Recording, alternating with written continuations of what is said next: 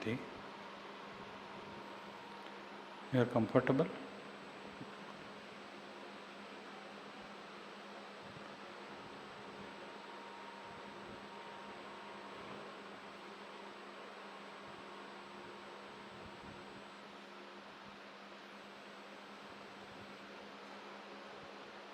ಯಾವಾಗಲೇ ಯೋಗ ಮಾಡೋಕ್ಕೆ ಪ್ರಾರಂಭ ಮಾಡಿದಾಗ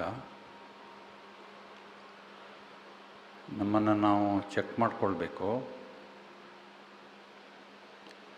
ಪರಂಧಾಮಕ್ಕೆ ಹೋಗೋಕ್ಕೆ ಎಷ್ಟು ಹೊತ್ತು ಬೇಕಾಗುತ್ತೆ ನನಗೆ ಅಂತ.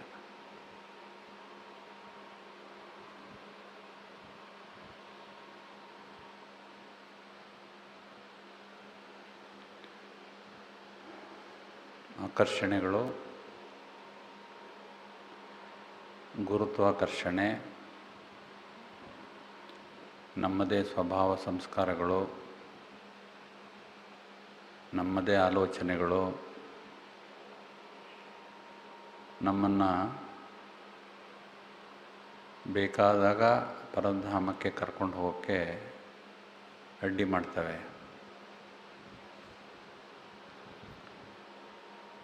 ಬಾಬಾರವ್ರು ಹೇಳ್ತಾರೆ, ನಡೀತಾ ಓಡಾಡ್ತಾ ಯೋಗ ಮಾಡಿ ಅಂತ. ಕೂತ್ಕೊಂಡೇ ಯೋಗ ಮಾಡೋದು ಕಷ್ಟ ಆದರೆ ಕೂತ್ಕೊಂಡಿದ್ದಾಗಲೇ ಪರಂಧಾಮಕ್ಕೆ ಹೋಗೋದು ಶ್ರಮ ಅಂತ ಅನಿಸಿದ್ರೆ ನಡೀತಾ ಓಡಾಡ್ತಾ ಹೇಗೆ ಯೋಗ ಮಾಡೋದು?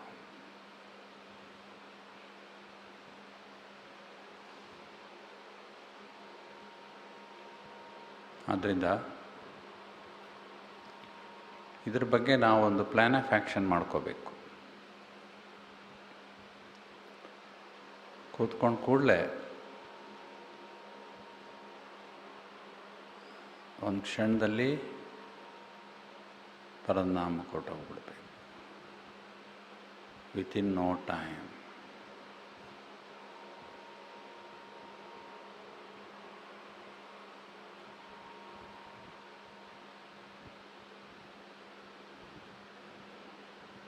ಇವತ್ತು ವಿಶೇಷವಾಗಿ ಇದರ ಬಗ್ಗೆನೇ ಚರ್ಚೆ ಮಾಡೋಣ. ಹಗುರವಾಗುವುದು ಮತ್ತು ಮನೆಗೆ ಹಿಂತಿರುಗುವುದು. ಹಗುರವಾಗುವುದು ಮತ್ತು ಮನೆಗೆ ಹಿಂತಿರುಗುವುದು.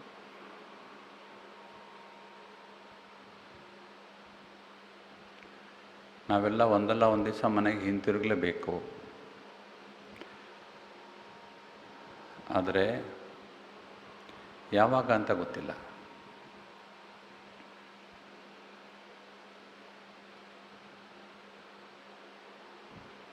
ದೀದಿಯವರು ಯಾವಾಗಲೂ ಹೇಳ್ತಾ ಇದ್ರಂತೆ, ಅಬ್ ಘರ್ ಜಾನಾ ಹೈ, ಅಬ್ ಘರ್ ಜಾನಾ ಹೈ ಅಂತ. ಯಾವಾಗಲೂ ಅದನ್ನೇ ಸ್ಲೋಗನ್ ಅವ್ರದ್ದು, ಅಬ್ ಘರ್ ಜಾನಾ ಹೈ.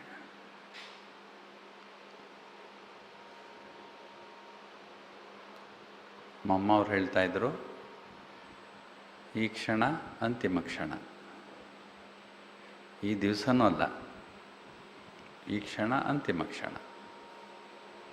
ಅಂತ ಮಮ್ಮ ಅವ್ರು ಹೇಳ್ತಾಯಿದ್ರು. ಬಾಪ್ತಾದವ್ರು ಹೇಳ್ತಾರೆ, ಅಚಾನಕ್ ಏನು ಬೇಕಾದರೂ ಆಗ್ಬೋದು. ಸೊ ಎವರಿಡೇ ಆಗಿರಿ.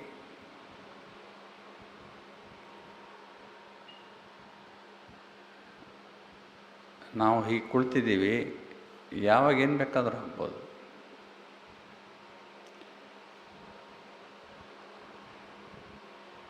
ಮಾನಸಿಕವಾಗಿ ತಯಾರಾಗಲಿಲ್ಲ ಅಂದರೆ ಆಕಸ್ಮಿಕವಾಗಿ ಮನೆಗೆ ಹಿಂತಿರುವ ಸಮಯ ಬಂದುಬಿಡ್ತು ಅಂದರೆ ಬಾಬೋರ್ ನೆನಪು ಬರಬೇಕಲ್ಲ.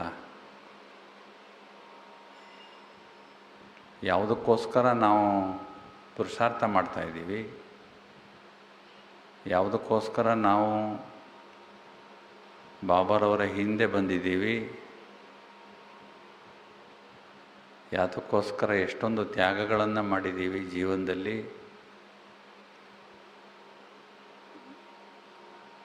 ಅದು ಈಡೇರದೆ ಹೋದರೆ ಇಷ್ಟೆಲ್ಲ ಮಾಡಿದ್ವಿ ಅರ್ಥ ಆಗೋಗುತ್ತಲ್ಲ ಒಂದು ಕ್ಷಣದಲ್ಲಿ. ಬಾಬಾ ಹೇಳ್ತಾರೆ, ನಿಮ್ಮ ಪೇಪರ್ ಬರೋದು ಒಂದು ಕ್ಷಣ ಅಷ್ಟೇ. ಒಂದು ಕ್ಷಣದಲ್ಲಿ ತೀರ್ಮಾನ ಆಗೋಗ್ಬಿಡುತ್ತೆ ನಿಮ್ಮ ಸ್ಥಿತಿ ಹೇಗಿದೆ, ನೀವು ತಯಾರಾಗಿದ್ದೀರಾ ಇಲ್ವಾ ಅಂತ.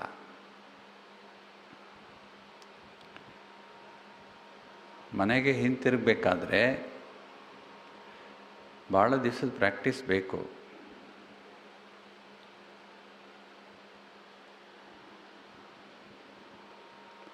ಪದೇ ಪದೇ ಶರೀರ ಬಿಡುವಂಥ ಅಭ್ಯಾಸ ಮಾಡಿರಬೇಕು. ಪ್ರತಿನಿತ್ಯ ಪರಂಧಾಮಕ್ಕೆ ಹೋಗುವಂಥ ಅಭ್ಯಾಸ ಮಾಡಿರಬೇಕು. ಪ್ರತಿನಿತ್ಯ ದೀರ್ಘಕಾಲ ಪರಂಧಾಮದಲ್ಲಿ ಇರುವಂಥ ಅಭ್ಯಾಸ ಮಾಡಿರಬೇಕು. ನನಗೆ ಇಲ್ಲಿ ಇರೋದಕ್ಕಿಂತ ಅಲ್ಲಿ ಆಕರ್ಷಣೆನೇ ಜಾಸ್ತಿ ಆಗಬೇಕು.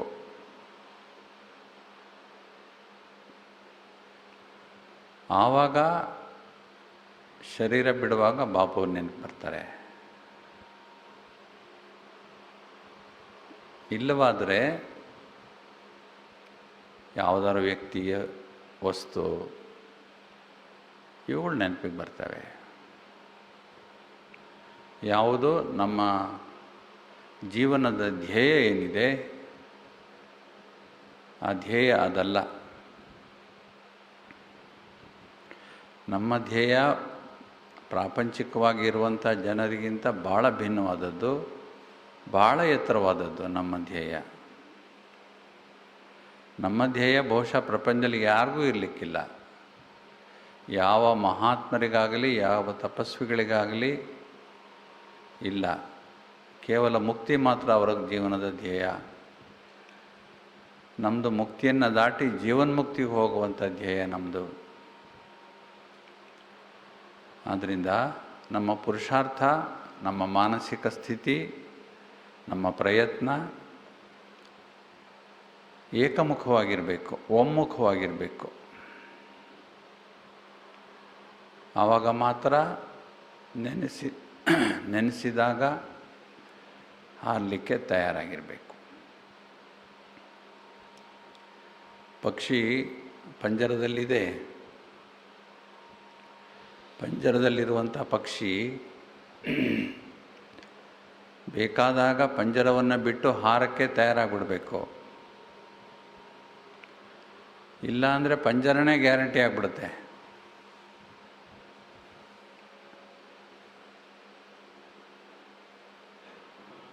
ಶರೀರದ ಪಂಜರ, ನೆನಪುಗಳ ಪಂಜರ, ಸಂಸ್ಕಾರಗಳ ಪಂಜರ, ಆಕರ್ಷಣೆಗಳ ಪಂಜರ,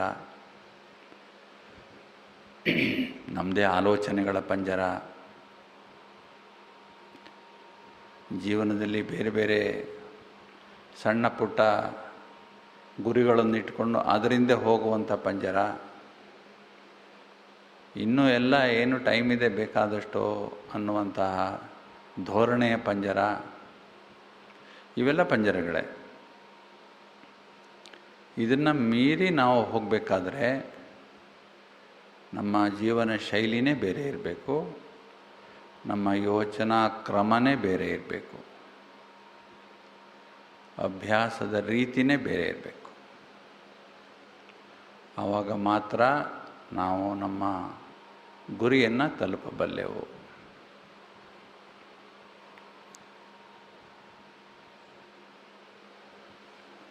ಇಲ್ಲವಾದರೆ ಪದೇ ಪದೇ ಮರ್ತೇ ಹೋಗುತ್ತೆ ನಮಗೆ. ಪರಂಧಾಮಕ್ಕೆ ಹೋಗಬೇಕು ಅನ್ನೋದೇ ಮರೆತುಬಿಟ್ರೆ, ನಾವು ಮನೆಗೆ ಹೋಗಬೇಕು ಅನ್ನೋದೇ ನಮ್ಗೆ ಜ್ಞಾಪಕ ಇಲ್ಲದೆ ಇದ್ದರೆ, ಬೇರೆಯವ್ರು ನಮ್ಮನ್ನು ಎಚ್ಚರಿಸೋ ಹಾಗಾದರೆ, ನೀವು ಮನೆಗೆ ಹೋಗಬೇಕು ಅಂತ ಎಚ್ಚರಿಸೋ ಹಾಗಾಗ್ಬಿಟ್ರೆ ನಮಗೆ ಆ ಸ್ಥಿತಿ ಯಾವತ್ತೂ ಯಾರಿಗೂ ಬರಬಾರ್ದು. ಯಾಕೆಂದರೆ ನಾವು ಬೇರೆಯವ್ರನ್ನ ಎಚ್ಚರಿಸುವಂಥ ಸ್ಥಿತಿಲಿ ನಾವಿರಬೇಕು. ನಾವು ಮನೆಗೆ ಹೋಗಬೇಕು, ಹೋಗೋಣ ನಡೀರಿ, ತಯಾರಾಗಿರಿ, ಯಾವ ಟೈಮು ಏನು ಅಂತ ಹೇಳೋಕ್ಕಾಗಲ್ಲ ಅಂತ ನಾವು ಬೇರೆಯವ್ರಿಗೆ ಎಚ್ಚರಿಸ್ಬೇಕು. ಯಾಕೆಂದರೆ ಬಾಬಾವ್ರು ನಮಗೆ ದಿವಸ ಎಚ್ಚರಿಸ್ತಾರಲ್ಲ. ಮನುಷ್ಯರು ನಮಗೆ ಎಚ್ಚರಿಸೋ ಥರ ಆಗಬಾರ್ದು. ಸ್ವಲ್ಪ ನೋಡ್ಕೊಳ್ಳಿ ಸ್ಥಿತಿಗತಿಗಳು, ಮನೆಗೆ ಹೋಗೋ ಟೈಮ್ ಬಂದುಬಿಟ್ಟಿದೆ ಅಂತ. ಒಬ್ಬ ವ್ಯಾಪಾರಿ ಇದ್ದಂತೆ. ವ್ಯಾಪಾರಿ ಭಾಳ ದೊಡ್ಡ ವ್ಯವಹಾರ ಒಂದು. ಅವನಿಗೆ ಒಂದು ಯೋಚನೆ ಏನಪ್ಪ ಅಂದರೆ, ನಾನು ಸಾಯುವಾಗ ಏನಾದರೂ ಮಾಡಿ ದೇವ್ರ ನೆನಪು ಮಾಡಿಕೊಂಡು ರಾಮ ಕೃಷ್ಣ ಅಂದ್ಕೊಂಡು ಹೋಗ್ಬಿಡ್ಬೇಕು, ಶರೀರ ಬಿಡಬೇಕು ಅಂತ ಅವನಿಗೆ ಆಸೆ. ಅವನಿಗೆ 3 ಜನ ಮಕ್ಕಳು, ಗಂಡು ಮಕ್ಕಳು. 3 ಜನರಿಗೂ ಅದೇ ಹೆಸರಿಟ್ಟಿದ್ದ. ಒಬ್ಬನಿಗೆ ರಾಮ, ಇನ್ನೊಬ್ಬನಿಗೆ ಕೃಷ್ಣ, ಇನ್ನೊಬ್ಬನಿಗೆ ಮೋಹನ.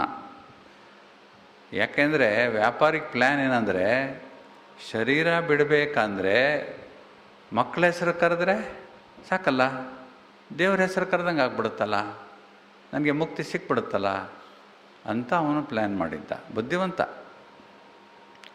ಸರಿ, ಅವನಿಗೂ ವಯಸ್ಸಾಯಿತು, ಹೋಗೋ ಟೈಮ್ ಬಂತು. ಹೋಗೋ ಟೈಮ್ ಬಂದಾಗ ಎಲ್ಲರಿಗೂ ಗೊತ್ತಾಗೋಯ್ತು ಹೋಗ್ತಾರೆ ಇವರು ಅಂತ. ನಾವು ಇವಾಗ ಮೇಲಕ್ಕೆ ಹೋಗ್ಬಿಟ್ಟು ಬರೋಣ.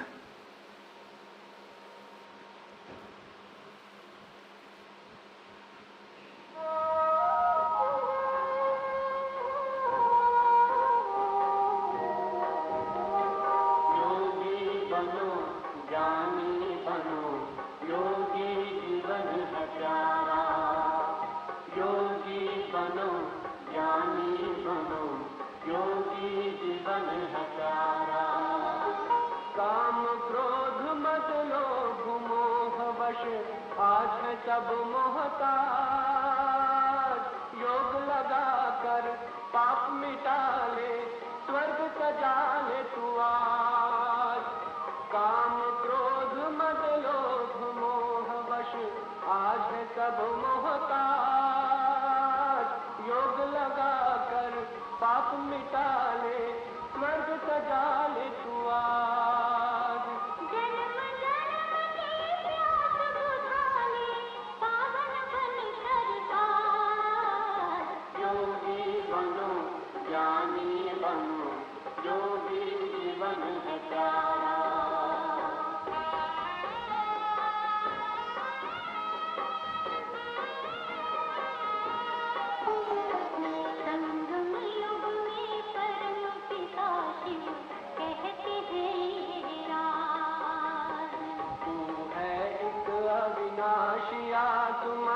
सुन लो मेरी आवाज, संगम युग में परम पिता शिव कहते हैं राज।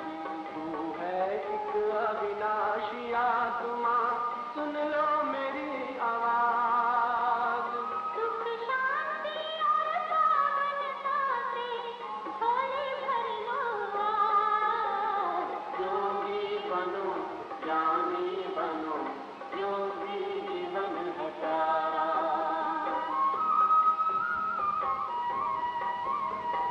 परम धाम से आए हैं शिव ब्रह्मा तनवार, मुक्ति और जीवन मुक्ति का जन्म सिद्ध अधिकार। परम धाम से आए हैं शिव ब्रह्मा तनवार, मुक्ति और जीवन मुक्ति का जन्म सिद्ध अधिकार। चलना है,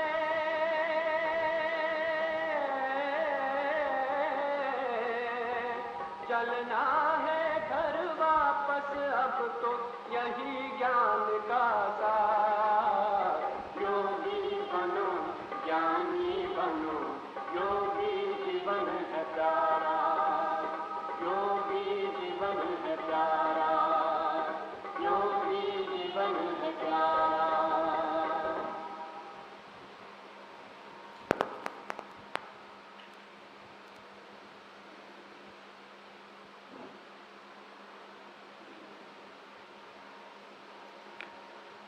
ವ್ಯಾಪಾರಿ ಶರೀರ ಬಿಡೋ ಟೈಮ್ ಬಂತು. ಮಕ್ಕಳೆಲ್ಲ, ಅವ್ರ ಫ್ಯಾಮಿಲಿ ಎಲ್ಲ ಮೆಂಬರ್ಸು ಅವನು ಸುತ್ತುವರೆದಿದ್ದರು. ಇವನು ರಾಮ ಅಂತ ಕರೆದ. ಇಲ್ಲೇ ಇದ್ದೀನಪ್ಪ ಅಂದ. ಕೃಷ್ಣ ಅಂದ, ನಾನು ಇಲ್ಲೇ ಇದ್ದೀನಪ್ಪ ಅಂದ. ಮೋಹನ ನಾನು ಇಲ್ಲೇ ಇದ್ದೀನಪ್ಪ ಅಂದ. ನೀವು 3 ಜನ ಇಲ್ಲೇ ಇದ್ದರೆ ಅಂಗಡಿಗೆ ಹೋಗೋ ಯಾರೋ ಅಂದ ಅವನು. ಅಂಗಡೀಲಿ ಯಾರು ಕೂತ್ಕೊಂಡಿದ್ದೀರ, 3 ಜನ ಇಲ್ಲೇ ಇದ್ದೀರಲ್ಲ ಅಂತ. ಅಂದರೆ ಅರ್ಥ ಏನಂದರೆ, ಆ ವ್ಯಾಪಾರಿಗೆ ಮನಸ್ಸಲ್ಲೆಲ್ಲ ಬರೀ ಅಂಗಡಿನೇ ತುಂಬಿಕೊಂಡಿತ್ತು, ದೇವರು ಒಳಗಡೆ ಇರಲಿಲ್ಲ, ಮನಸ್ಸಲ್ಲಿ ಇರಲಿಲ್ಲ. ಮಕ್ಕಳೆಲ್ಲ ಇಲ್ಲೇ ಕೂತ್ಕೊಂಡ್ಬಿಟ್ರೆ ಅಂಗಡೀಲಿ ವ್ಯಾಪಾರ ಮಾಡೋರು ಯಾರು ಅಂತ ಅವನಿಗೆ ಯೋಚನೆ, ಶರೀರ ಬಿಡುವಾಗ್ಲೂ. ಹಾಗೆ ನಾವು ಎಲ್ಲೂ ಸಿಲುಕಬಾರ್ದು, ಸಿಕ್ಕಾಕೋಬಾರ್ದು ಎಲ್ಲವೇ. ಇದೊಂಥರ ಜಾಲ, ಇವತ್ತು ಹೇಳೋದಲ್ಲ ಜಾಲ. ಜಾಲದಲ್ಲಿ ಸಿಗಾಕೊಂಡ್ಬಿಟ್ರೆ ಬಿಡಿಸ್ಕೊಂಡು ಹೋಗೋದು ಭಾಳ ಕಷ್ಟ. ಅದಕ್ಕೆ ಬಾಬೋರ ನೆನಪು ತಾನಾಗೇ ಬರಬೇಕು, ಯಾರು ಹೇಳಿಕೊಟ್ಟು ಬಾಬೋರ ನೆನಪು ತರಿಸೋ ಹಾಗಿಲ್ಲ, ಸ್ವಾಭಾವಿಕವಾಗಿ ಬರಬೇಕು. ಆದ್ದರಿಂದ ಇವತ್ತು ಹಗುರ ಆಗೋದು ಹೇಗೆ, ಮನೆಗೆ ಹೋಗೋದು ಹೇಗೆ ಅನ್ನೋದು ಚರ್ಚೆ ಮಾಡೋಣ. ಯೋಗದಲ್ಲಿ ಆಗಲಿ ಅಥವಾ ನಾವು ಮನೆಗೆ ಹೋಗಬೇಕು ಅಂತ ಡಿಸೈಡ್ ಮಾಡಿದಾಗ ಯಾವ್ಯಾವ ಅಡಚಣೆಗಳು ಬರ್ತವೆ ನಮಗೆ ಅಂದರೆ, ಮೊದಲನೇದಾಗಿ ನಾವು ಮಾಡಿರುವಂಥ ವಿಕರ್ಮಗಳು ಅಡಚಣೆ ಬರ್ತವೆ. ಯಾಕೆಂದರೆ ವಿಕರ್ಮಗಳ ಹೊರೆ ಇದೆಯಲ್ಲ, ವಿಕರ್ಮಗಳ ಹೊರೆ ನಮ್ಮನ್ನು ಹಾರಕ್ಕೆ ಬಿಡಲ್ಲ. ಎರಡನೇದು, ನಮ್ಮ ದೇಹದ ಆಕರ್ಷಣೆ ಮತ್ತು ದೇಹದ ಹೊರೆ, ಇದು ನಮ್ಗೆ ಹಾರಕ್ಕೆ ಬಿಡಲ್ಲ. ಮೂರನೇದು, ನಮ್ಮ ಸಂಕಲ್ಪಗಳ ಹೊರೆ ಅಥವಾ ಭಾರ ನಮ್ಮನ್ನು ಹಾರಕ್ಕೆ ಬಿಡಲ್ಲ. ನಾಲ್ಕನೇದು, ನನ್ನದು ಅಂತ ಏನೇನಿದೆಯಲ್ಲ, ವಸ್ತುಗಳು, ವ್ಯಕ್ತಿಗಳು, ಏನೇನಿದೆಯೋ ನನ್ನದು, ಇವುಗಳೆಲ್ಲದರ ಕಡೆ ಇರತಕ್ಕಂಥ ಆಕರ್ಷಣೆ, ಇವು ಯಾವುದು ನಮ್ಮನ್ನು ಹಾರಕ್ಕೆ ಬಿಡಲ್ಲ.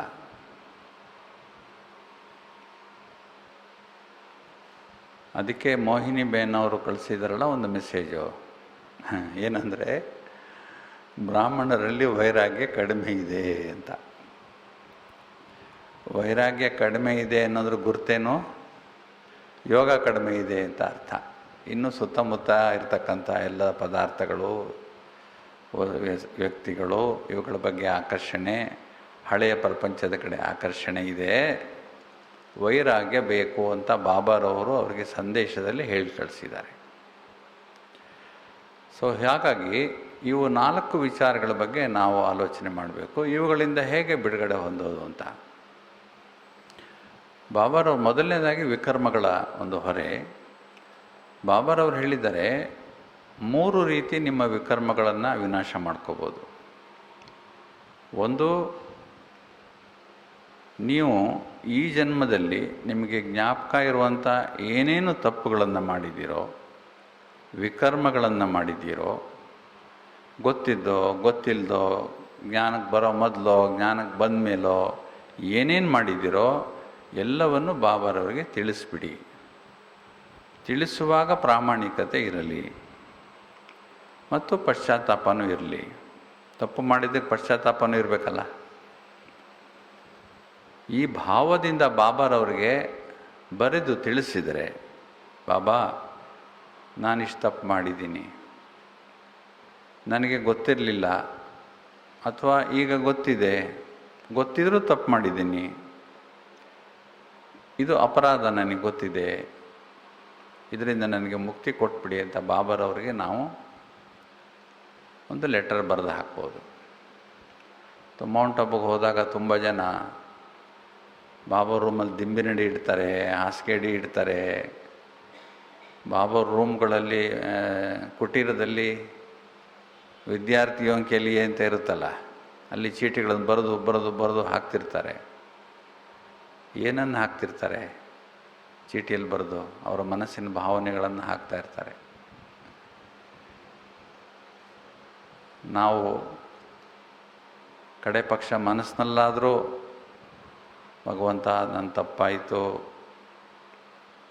ನನ್ನ ಮೇಲೆ ದಯೆ ಇಡು, ನಾನು ಮಾಡಿದ ತಪ್ಪು ಅಂತ ಅರಿವಾಗಿದೆ, ಇನ್ನು ಮತ್ತೆ ನಾನು ಖಂಡಿತ ಇದೇ ತಪ್ಪು ನಾನು ಖಂಡಿತ ಮಾಡಲ್ಲ, ಬೇರೆ ತಪ್ಪು ಮಾಡ್ತೀನಿ ಅಂತಲ್ಲ, ಇದನ್ನು ಹೊರತಾಗಿ ತಪ್ಪು ಮಾಡಲ್ಲ ಬಾಬಾ.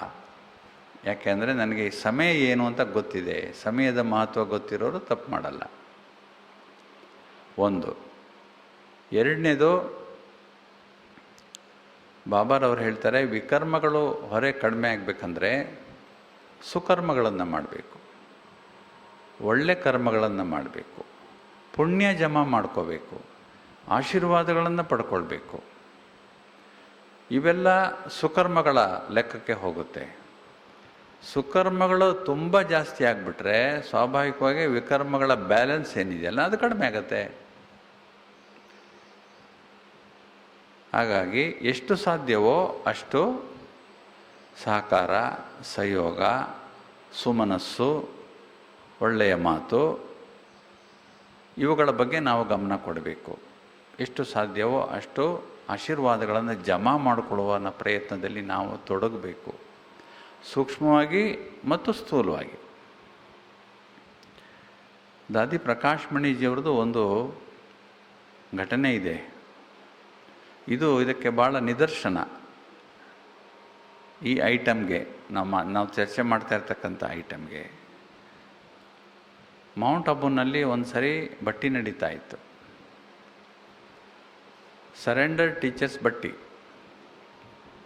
ಅವತ್ತು ಕೊನೆ ದಿವಸ ದಾದಿಯವರು ಸಮಾರೋಪ ಸಮಾರಂಭದಲ್ಲಿ ಎಲ್ಲರನ್ನು ಕುರಿತು ಮಾತಾಡಿ ಒಳ್ಳೆಯ ವಿಚಾರಗಳನ್ನು ಹೇಳಿ, ಹೀಗಿರಬೇಕು, ಸೇವಾ ಕೇಂದ್ರ ಅಂದರೆ ಹೀಗಿರಬೇಕು, ಪುರುಷಾರ್ಥ ಹೀಗೆ ಮಾಡಬೇಕು, ಬಾಬುರು ಏನೇನು ಹೇಳಿದ್ದಾರೆ ಎಲ್ಲವನ್ನು ಹೇಳಿದರು. ಪ್ರಶ್ನೋತ್ತರ ಸಮಯದಲ್ಲಿ ಒಬ್ಬರು ಸಹೋದರಿ ಕೇಳಿದ್ರು, ದಾದಿ ನೀವೇನು ಪುರುಷಾರ್ಥ ಮಾಡ್ತಾ ಇದ್ದೀರಾ ಇವಾಗ ಅಂತ ಕೇಳಿದ್ರು. ದಾದಿಯವರು ಹೇಳಿದ್ರು, ನಂದು ಒಂದೇ ಪುರುಷಾರ್ಥ ನಡೀತಾ ಇದೆ, ಏನಂದರೆ ಆದಷ್ಟು ನಾನು ಎಲ್ಲರ ಆಶೀರ್ವಾದಗಳನ್ನು ಪಡ್ಕೊಳ್ಬೇಕು ಮತ್ತು ನನ್ನ ಶರೀರ ಬಿಡುವ ಸಮಯದಲ್ಲಿ ಆ ಸಮಯಕ್ಕೆ ಎಲ್ಲರ ಆಶೀರ್ವಾದ ಸಿಕ್ಬಿಟ್ರೆ ನನಗಷ್ಟೇ ಸಾಕು ಅಂತ ದಾದಿಯವರು ಹೇಳಿದರು. ಅದಕ್ಕಿಂತ ಮೊದಲು ದಾದಿಯವ್ರದ್ದು ಇನ್ನೊಂದು ನಿದರ್ಶನ, ಬಾಬಾರವ್ರ ಹತ್ರ ದಾದಿಯವರು ಕೇಳಿದ್ದು,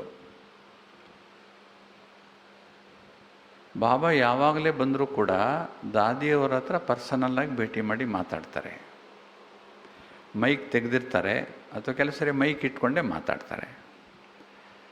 ದಾದಿ ಅವರು ಬಾಬಾರವ್ರನ್ನ ಕೇಳಿದ್ರು, ಬಾಬಾ ನೀವು ಸರ್ಟಿಫಿಕೇಟ್ ತಗೊಳ್ಳಿ ಅಂತ ಹೇಳ್ತೀರಲ್ಲ, 3 ಥರ ಸರ್ಟಿಫಿಕೇಟ್ ತಗೊಳ್ಳಿ ಅಂತ ಹೇಳ್ತೀರಲ್ಲ, ನಾನು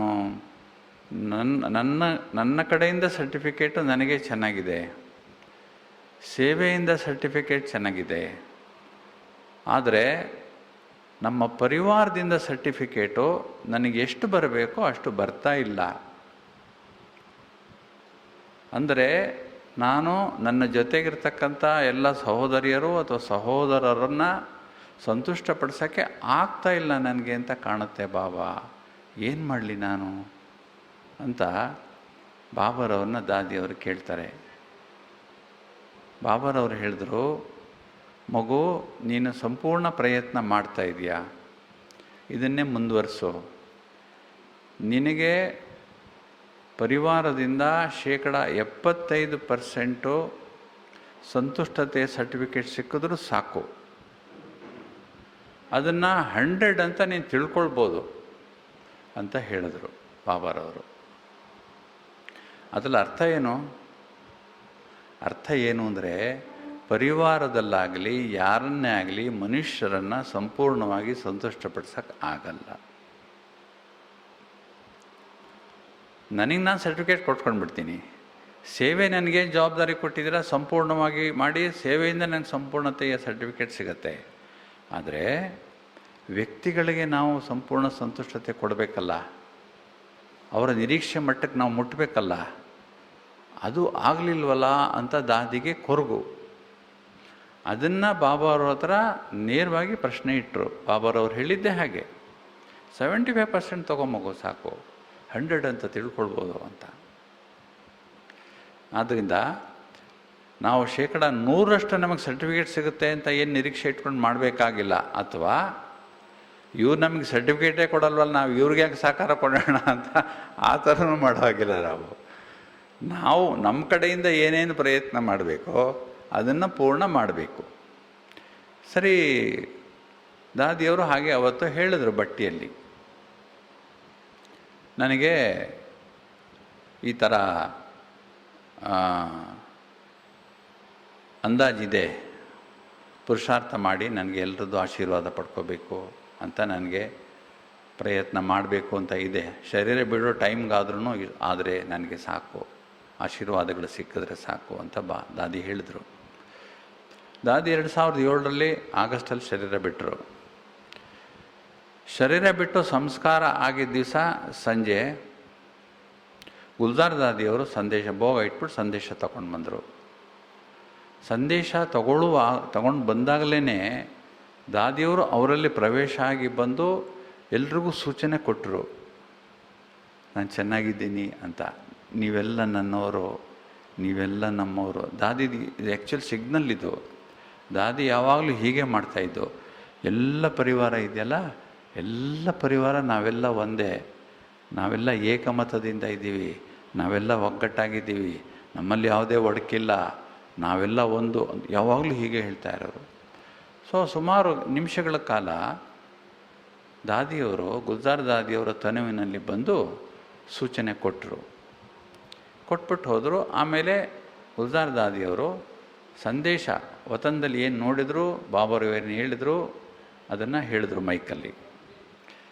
ಗುಲ್ಜಾರ್ ದಾದಿಯವರು ಏನು ಹೇಳಿದರು ಅಂದರೆ, ಇವತ್ತು ದಾದಿಯವರನ್ನು ಸ್ವಾಗತ ಮಾಡಲಿಕ್ಕೆ ಬಾಬಾ ಇದ್ದರು, ಮಮ್ಮ ಇದ್ದರು, ಎಲ್ಲ ಅಡ್ವಾನ್ಸ್ ಪಾರ್ಟಿ ಸಹೋದರ ಸಹೋದರಿಯರು ಇದ್ದರು.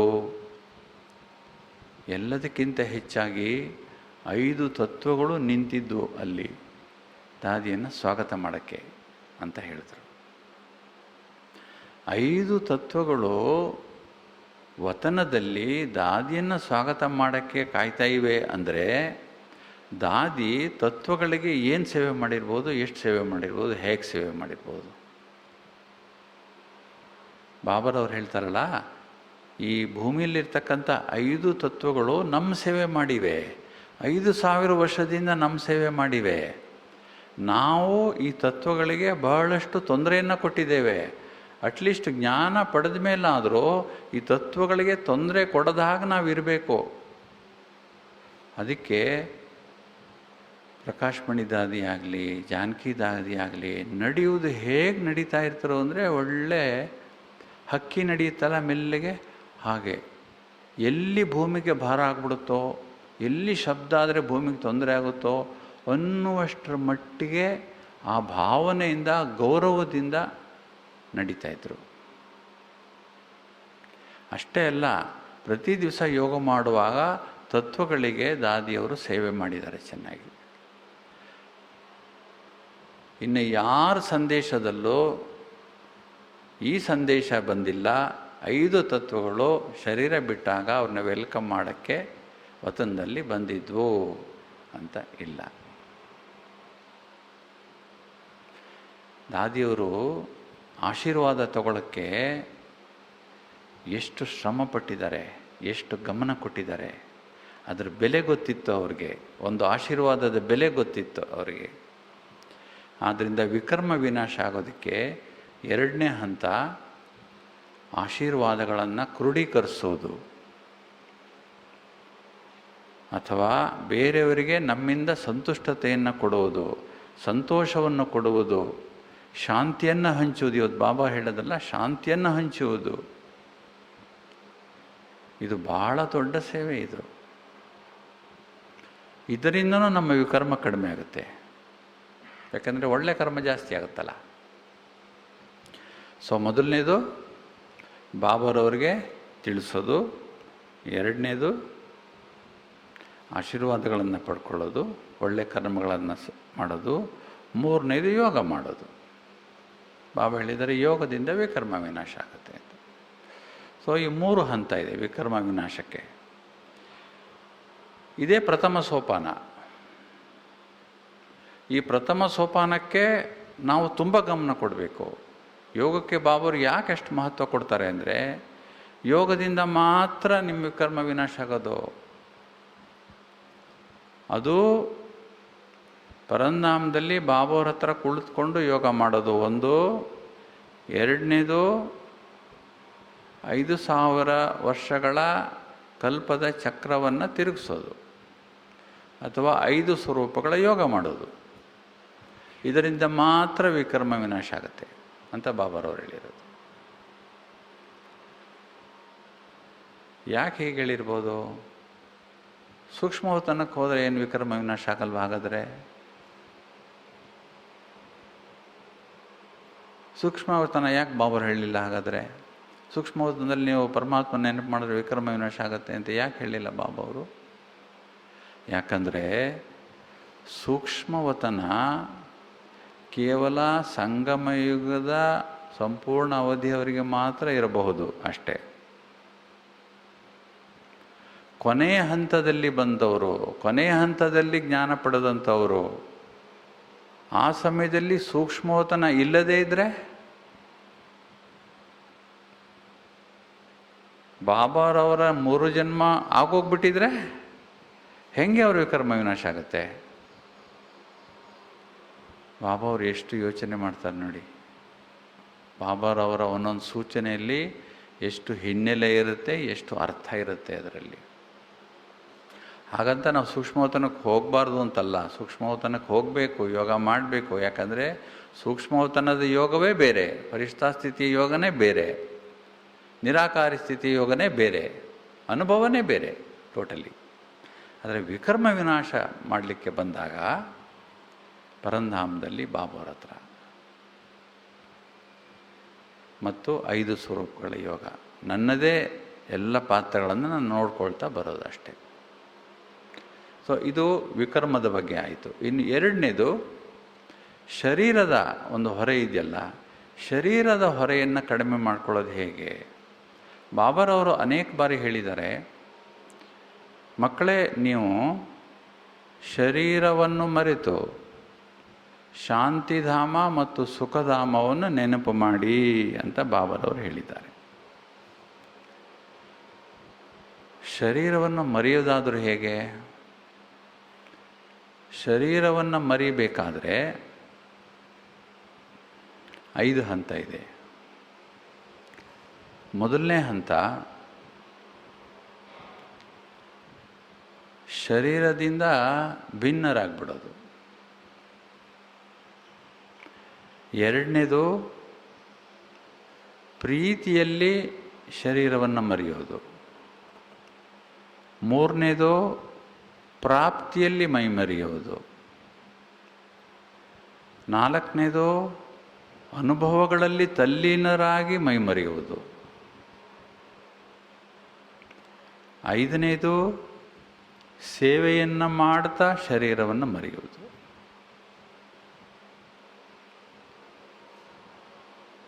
ಮೊದಲನೇದು ಶರೀರದಿಂದ ಭಿನ್ನರಾಗಿ ಮೈಮರೆಯುವುದು ಅಥವಾ ಶರೀರವನ್ನು ಮರೆಯುವುದು. ಬಾಬಾರವರು ಹೇಳ್ತಾರೆ, ನೀವೇ ಬೇರೆ, ಶರೀರನೇ ಬೇರೆ.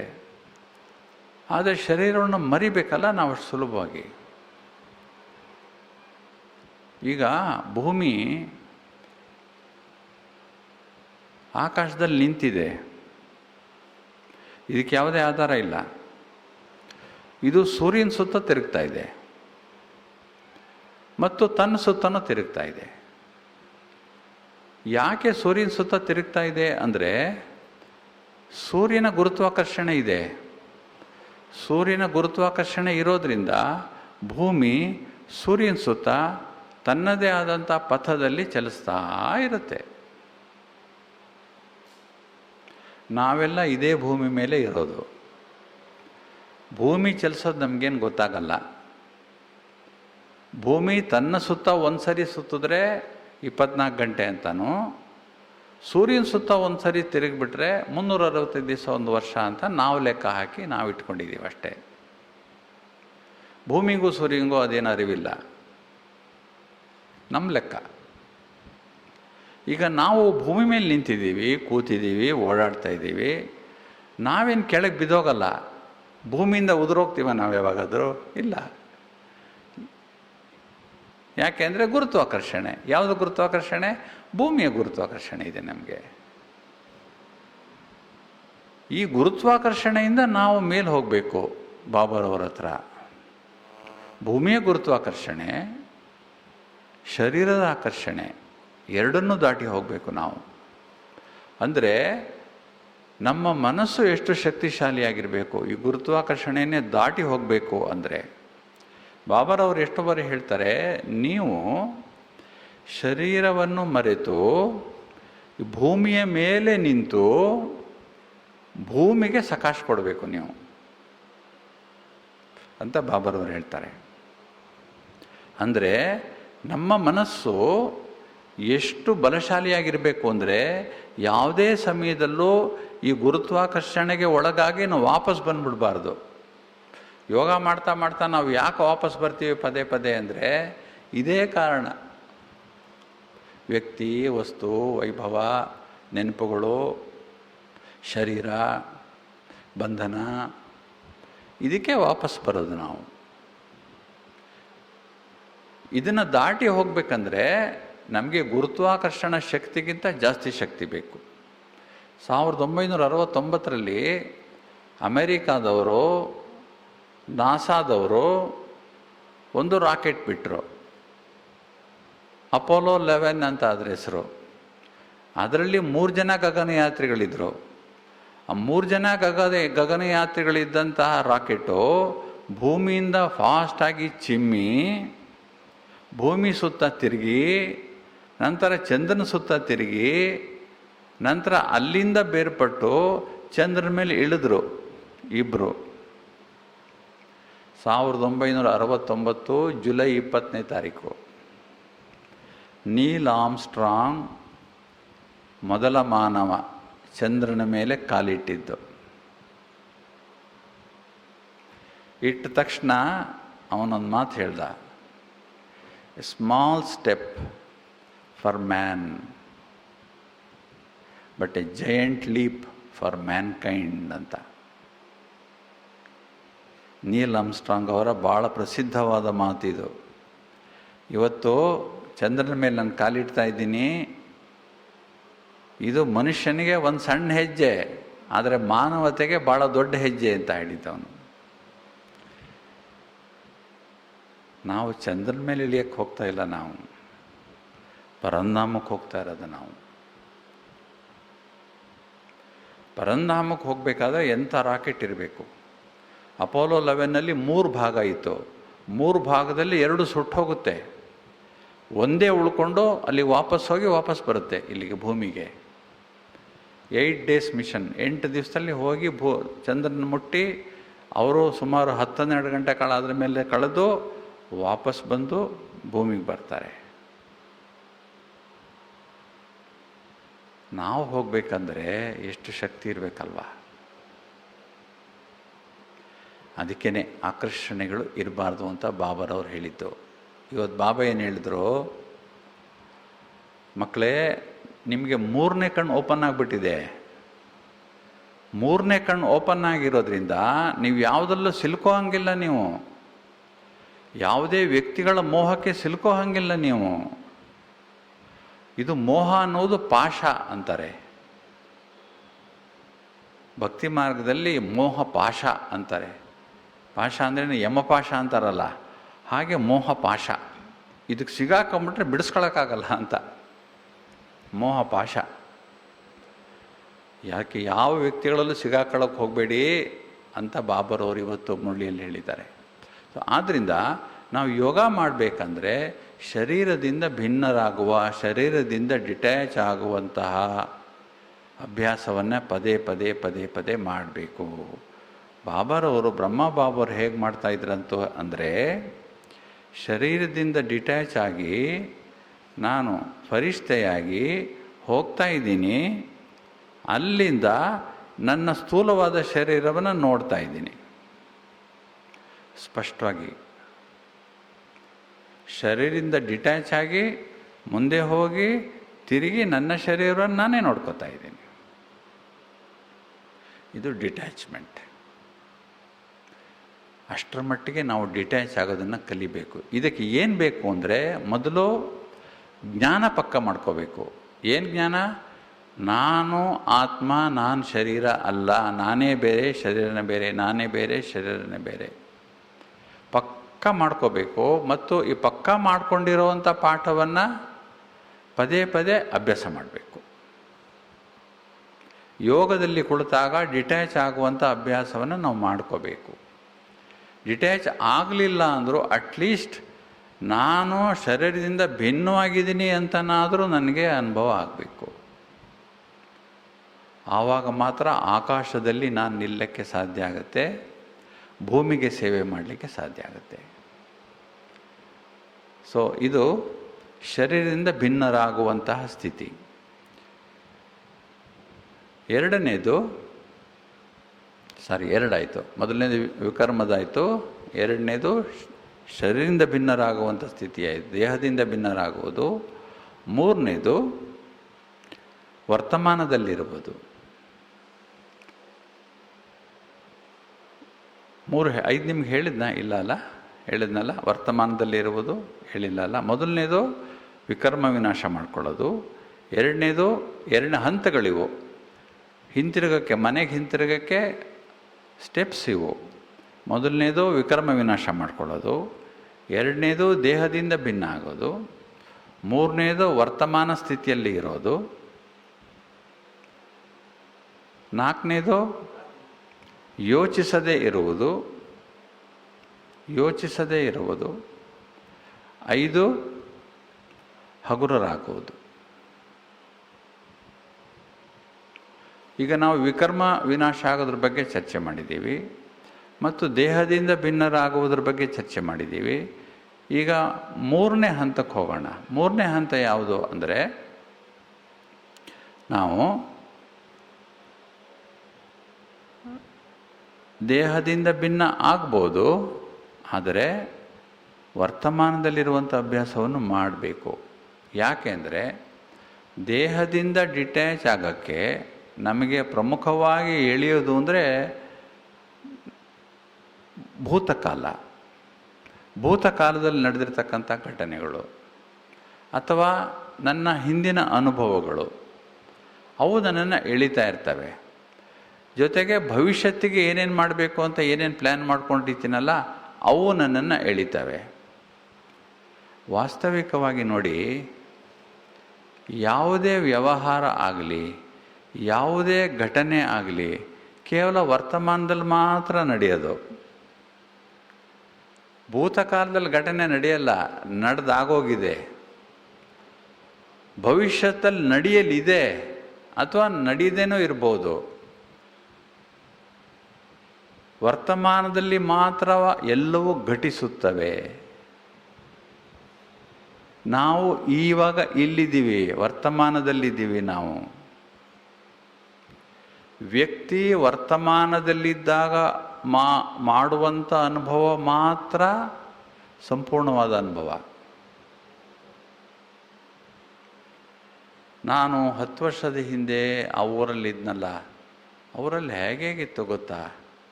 ಇದು ಭೂತಕಾಲಕ್ಕೆ ಹೊಟ್ಟೋಗೋದು, ಇದು ಅನುಭವನೇ. ಆಮೇಲೆ ಫ್ಯೂಚರ್ಗೆ ಹೋಗುವಂಥದ್ದು, ಫ್ಯೂಚರ್ನಲ್ಲಿ ಏನೇನು ಮಾಡಬೇಕು ಅಂತ ಆಲೋಚನೆ ಮಾಡೋದು, ಅದು ಅನುಭವನೇ. ಆದರೆ ಇವ್ಯಾವುದು ನಿಜವಾದಂಥ ಅನುಭವ ಅಲ್ಲ. ನಾನು ಇವಾಗ ಮಾಡ್ತೀನಲ್ಲ, ಈ ಕ್ಷಣದಲ್ಲಿ ಮಾಡ್ತೀನಲ್ಲ, ಅದು ನಿಜವಾದಂಥ ಅನುಭವ ಮತ್ತು ಪೂರ್ಣವಾದಂಥ ಅನುಭವ. ಆದ್ದರಿಂದ ನಾವು ಸದಾಕಾಲ ವರ್ತಮಾನದಲ್ಲಿ ಇರೋಕ್ಕೆ ಏನಾದರೂ ಸಾಧ್ಯವಾಗಬಹುದಾದರೆ ಒಂದು ಬಹಳ ದೊಡ್ಡ ಅಡಚಣೆಯಿಂದ ನಾವು ಹೊರಗಡೆ ಬಂದುಬಿಡ್ಬೋದು.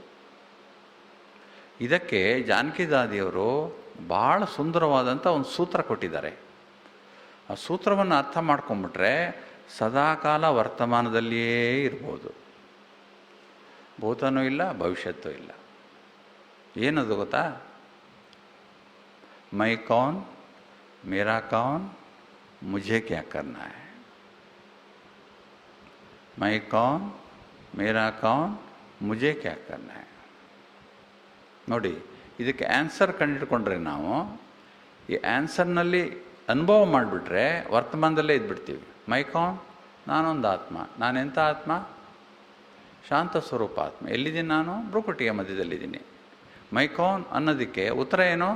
ನಾನು ಭ್ರುಕುಟಿಯ ಮಧ್ಯದಲ್ಲಿ ಕುಳಿತಿರುವಂತಹ ಶಾಂತ ಸ್ವರೂಪ ಆತ್ಮ ಆಗಿದ್ದೇನೆ. ವರ್ತಮಾನದಲ್ಲಿ ಇದ್ಕೊಂಡು ಹೇಳ್ತಾ ಇರೋದು ನಾವು.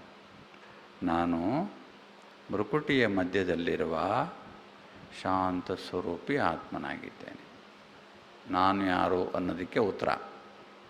ಮೇರಾ ಕೌನ್? ಮೇರಾ ಕೌನ್ ಶಿವ ಬಾಬಾ. ನನ್ನ ತಂದೆ ಯಾರು? ಶಿವ ಬಾಬಾ. ಎಲ್ಲಿದ್ದಾರೆ? ಪರಂಧಾಮದಲ್ಲಿ. ಹೇಗಿದ್ದಾರೆ? ನನ್ನಂಗೆ ಇದ್ದಾರೆ. ಅವರು ಕೂಡ ಶಾಂತಿಯ ಸಾಗರ.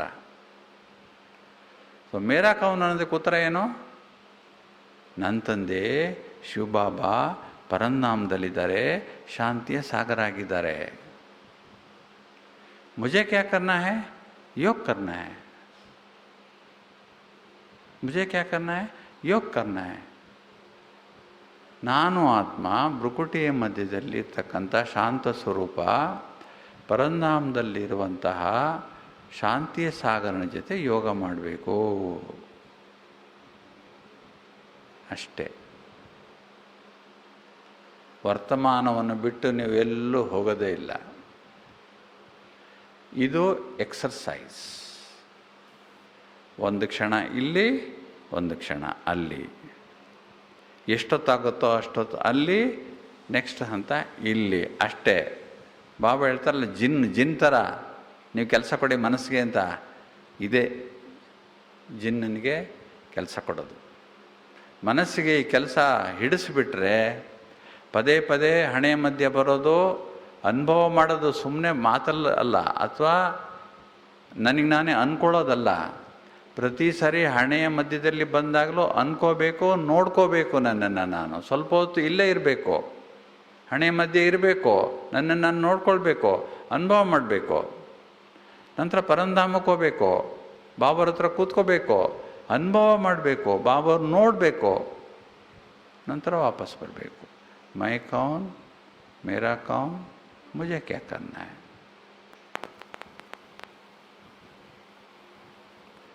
ದಾದಿದು ಎಂಥ ವಂಡರ್ಫುಲ್ ಥಿಯರಿ ನೋಡಿ. ಇದರಲ್ಲಿ ಎಷ್ಟು ಅರ್ಥ ಇದೆ. ಇದರಲ್ಲಿ ವ್ಯಕ್ತಿಯನ್ನು ವರ್ತಮಾನದಲ್ಲಿ ಕಟ್ಟಿ ಹಾಕದೇ ಇದ್ದರೆ ಬರೀ ಊಹಾಪೋಹ ಆಗ್ಬಿಡ್ತದೆಲ್ಲ. ಹಿಂದೆ ನಡೆದಿದ್ದು ಮುಂದೆ ಆಗೋದು ಅವಶ್ಯಕತೆ ಇಲ್ಲ ನಮಗೆ.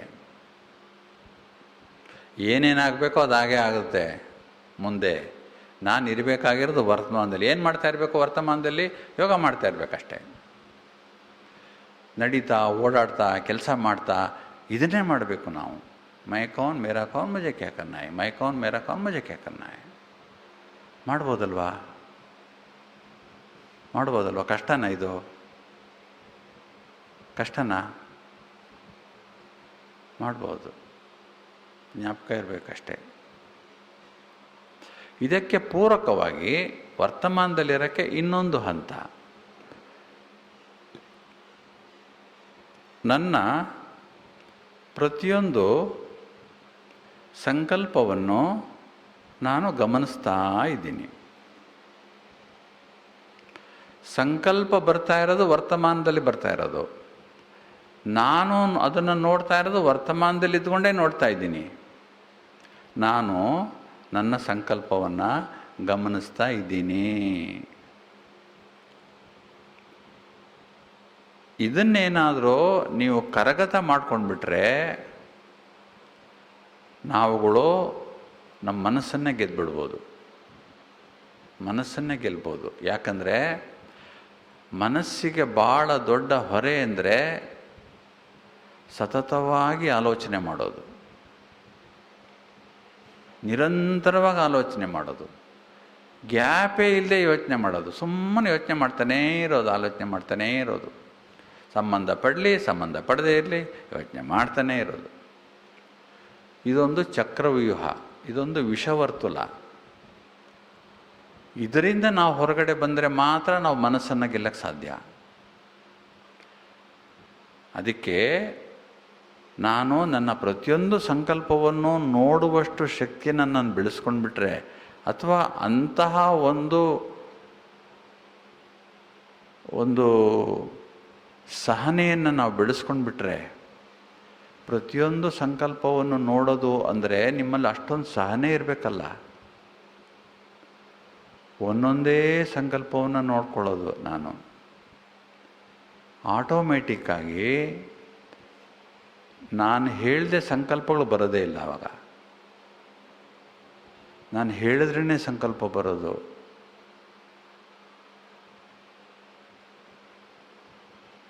ಉಸಿರಾಟ ನಿಧಾನ ಆಗೋದ್ರಿಂದ ಶರೀರದ ಆರೋಗ್ಯ ವೃದ್ಧಿಯಾಗುತ್ತೆ. ಸಂಕಲ್ಪಗಳ ನಿಧಾನ ಆದರೆ ಮನಸ್ಸಿನ ಆರೋಗ್ಯ ವೃದ್ಧಿಯಾಗುತ್ತೆ. ಮನಸ್ಸಿಗೆ ಏನೇ ವಿಘ್ನ ಬಂದರೂ, ಏನೇ ತೊಂದರೆ ಬಂದರೂ ಎಲ್ಲ ಹೊರಟೋಗ್ಬಿಡುತ್ತೆ, ಮಾಯ ಆಗಿಬಿಡುತ್ತೆ. ಅದಕ್ಕೆ ಬಾಬಾ ಹೇಳಿದು, ಮಂಜೀತ್ ಸೋ ಜಗಜ್ಜೀತ್. ಇದು ನಾಡಿ ಹಿಡಿದ ಹಾಗೆ. ನಾಡಿ ಹಿಡಿದಾಗ ಆಯುರ್ವೇದ ವೈದ್ಯರಿಗೆ ಈ ವ್ಯಕ್ತಿಗೆ ಏನು ರೋಗ ಇದೆ ಅಂತ ಗೊತ್ತಾಗ್ಬಿಡ್ತದಂತೆ. ಬರೀ ನಾಡಿಯಲ್ಲೇ ನೋಡಿಬಿಡ್ತಾರೆ. ನಿಮ್ಮ ಟೆಂಪ್ರೇಚರ್ ಎಷ್ಟು, ನಿಮ್ಮದು ಪಲ್ಸ್ ರೇಟ್ ಎಷ್ಟು, ನಿಮ್ಮ ಬಿ ಪಿ ಎಷ್ಟಿದೆ, ಬರೀ ನಾಡಿ ಹಿಡಿದು ಹೇಳಿಬಿಡ್ತಾರಂತೆ. ಹಾಗೆ ನನ್ನ ಮನಸ್ಸಿನಲ್ಲಿ ಬರುವಂಥ ಆಲೋಚನೆಗಳು ನಾಡಿ ಇದ್ದಂಗೆ. ನನಗೆ ಗೊತ್ತಾಗ್ಬಿಡುತ್ತೆ ನನ್ನ ಬಿ ಪಿ ಎಷ್ಟಿದೆ ಒಳಗಡೆ, ನನ್ನ ಪಲ್ಸ್ ರೇಟ್ ಎಷ್ಟಿದೆ, ನನ್ನ ಸ್ಥಿತಿಗತಿಗಳು ಏನಿದೆ ಒಳಗಡೆ ಪ್ರಪಂಚದಲ್ಲಿ ಎಲ್ಲ ಗೊತ್ತಾಗ್ಬಿಡುತ್ತೆ. ಈ ನಾಡಿ ಹಿಡಿಬೇಕು ಏನಾದರೂ ಮಾಡಿ. ಅದಕ್ಕೆ ನಮ್ಮ ಮೇಲೆ ನಮಗೆ ಗಮನ ಇರಬೇಕು. ಸೊ ಇದು ವರ್ತಮಾನದಲ್ಲಿರುವಂತಹ ಪರಿಸ್ಥಿತಿ. ಮೊದಲನೇದು ಯಾವುದು? ವರ್ತಮಾನದಲ್ಲಿರೋದಕ್ಕೆ 3 ಪ್ರಶ್ನೆಗಳಿಗೆ ಉತ್ತರವನ್ನು ಕಂಡುಹಿಡಿದುಕೊಂಡು ಅಭ್ಯಾಸ ಮಾಡೋದು. ಎರಡನೇದಾಗಿ ಪ್ರತಿಯೊಂದು ಸಂಕಲ್ಪದ ಕಡೆ ಗಮನ ಕೊಡುವುದು ಮತ್ತು ಗಮನ ಹರಿಸ್ತಾನೇ ಇರೋದು.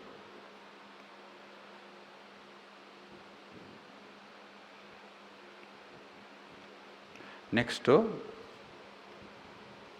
ಇದಕ್ಕಿಂತ ಹೈಯರ್ ಸ್ಟೆಪ್, ಯೋಚಿಸದೇ ಇರೋದು. ಯೋಚಿಸದೇ ಇರೋದು ಅಂದರೆ ಯೋಚಿಸೋದೇ ನಿಲ್ಲಿಸ್ಬಿಡೋದಾ? ಅಲ್ಲ, ಯೋಚಿಸೋದು ನಿಲ್ಸೋಕ್ಕಾಗಲ್ಲ. ಆದರೆ ಅನವಶ್ಯಕವಾಗಿ ಯಾವುದೂ ಆಲೋಚನೆ ಮಾಡಬಾರ್ದು. ನಾವು ಯಾವುದೇ ಸಮಸ್ಯೆ ಬಂತು ಅಂತ ಇಟ್ಕೊಳ್ಳಿ, ಅಥವಾ ಯಾವುದೇ ವಿಘ್ನ ಬಂತು ಅಂತ ಇಟ್ಕೊಳ್ಳಿ, ಅಥವಾ ನನಗೆ ಏನಾದ್ರು ಹೊರಗಡೆ ಏರುಪೇರಾಗುತ್ತೆ ಅಂತ ಇಟ್ಕೊಳ್ಳಿ. ಆವಾಗ ನಾವು ಎಷ್ಟೊಂದು ಯೋಚನೆ ಮಾಡ್ತೀವಲ್ವ. ಎಷ್ಟು ಯೋಚನೆ ಮಾಡ್ತೀವಿ ಅಂದರೆ ನಿಲ್ಸೋಕ್ಕೆ ಆಗಲ್ಲ, ಫುಲ್ ಸ್ಟಾಪ್ ಹಾಕೋಕ್ಕೆ ಆಗಲ್ಲ, ಅಷ್ಟೊಂದು ಯೋಚನೆ ಮಾಡ್ತೀವಿ ನಾವು. Too much. ಎಷ್ಟು ಯೋಚನೆ ಮಾಡ್ತೀವಿ, ತಲೆಯೆಲ್ಲ ಬಿಸಿ ಆಗುತ್ತೆ, ತಲೆನೋವು ಬರುತ್ತೆ, ಯಾವುದಲ್ಲೂ ಇಂಟ್ರೆಸ್ಟ್ ಇರಲ್ಲ, ಯಾರ ಜೊತೆ ಮಾತಾಡೋಕ್ಕೂ ಬೇಜಾರಾಗುತ್ತೆ. ಯಾಕೆ? ಅಷ್ಟೊಂದು ಯೋಚನೆಗಳಿವೆ ಒಳಗಡೆ. ಜಾನಕಿ ದಾದಿಯವರ ಒಂದು famous slogan, don't think. Don't think. Dadi ಯಾವತ್ತೂ ಹೇಳ್ತಾರೆ, ನಿಮ್ಮ ಆರೋಗ್ಯದ ಗುಟ್ಟೇನೋ ಯೋಚನೆ ಮಾಡಲ್ಲ ನಾನು. I don't plan, I don't think ಅಂತ ಹೇಳ್ತಾಯಿದ್ರು ಅವರು. ಯಾವುದೇ ಪ್ಲ್ಯಾನ್ ಮಾಡಲ್ಲ ನಾನು ಯಾವುದೇ ಯೋಚನೆನೂ ಮಾಡಲ್ಲ. ಆ ಕ್ಷಣದಲ್ಲಿ ಏನೇನು ಮಾಡಬೇಕು ಬಾಬಾರು ಏನು ಮಾಡಿಸ್ತಾರೆ ಅಷ್ಟೇ. ಎಂಥ highest level of living, quality living. ಅದು ಕ್ವಾಲಿಟಿ ಲಿವಿಂಗ್ ಅಂದರೆ ಜಾಸ್ತಿ ಯೋಚನೆ ಮಾಡೋದಲ್ಲ ಬುದ್ಧಿವಂತಿಕೆಯ ಲಕ್ಷಣ. ಬುದ್ಧಿವಂತಿಕೆಯ ಲಕ್ಷಣ ಏನು ಯೋಚನೆ ಮಾಡದೇ ಇರೋದೇ ಬುದ್ಧಿವಂತಿಕೆಯ ಲಕ್ಷಣ.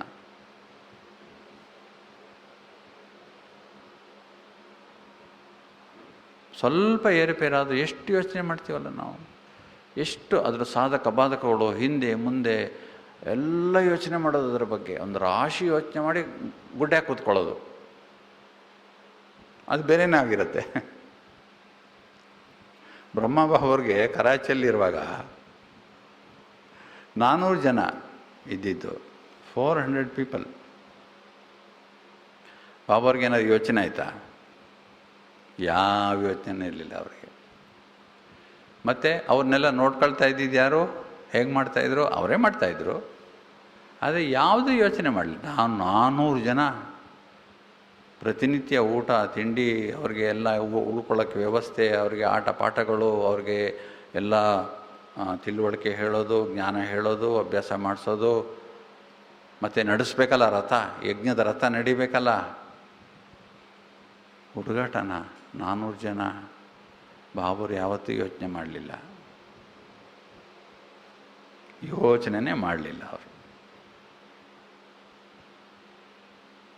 ನಮಗೆ ಮನೇಲಿ ಯಾರೋ ಒಬ್ಬರು ಬಂದುಬಿಟ್ರೆ, ಇಬ್ಬರು ಬಂದುಬಿಟ್ರೆ, 2 ದಿವಸ ಇದ್ಬಿಟ್ರೆ ಕೇಳೇ ಬಿಡ್ತೀವಿ, ಯಾವತ್ತು ಹೊರಟಿದ್ದೀರಾ, ಯಾವ ಬಸ್ಸಲ್ಲಿ ಹೊರಟಿದ್ದೀರಾ, ನೀವು ಯಾವತ್ತು ಬುಕ್ ಮಾಡ್ಕೊಂಡಿದ್ದೀರಾ ಅಂತ.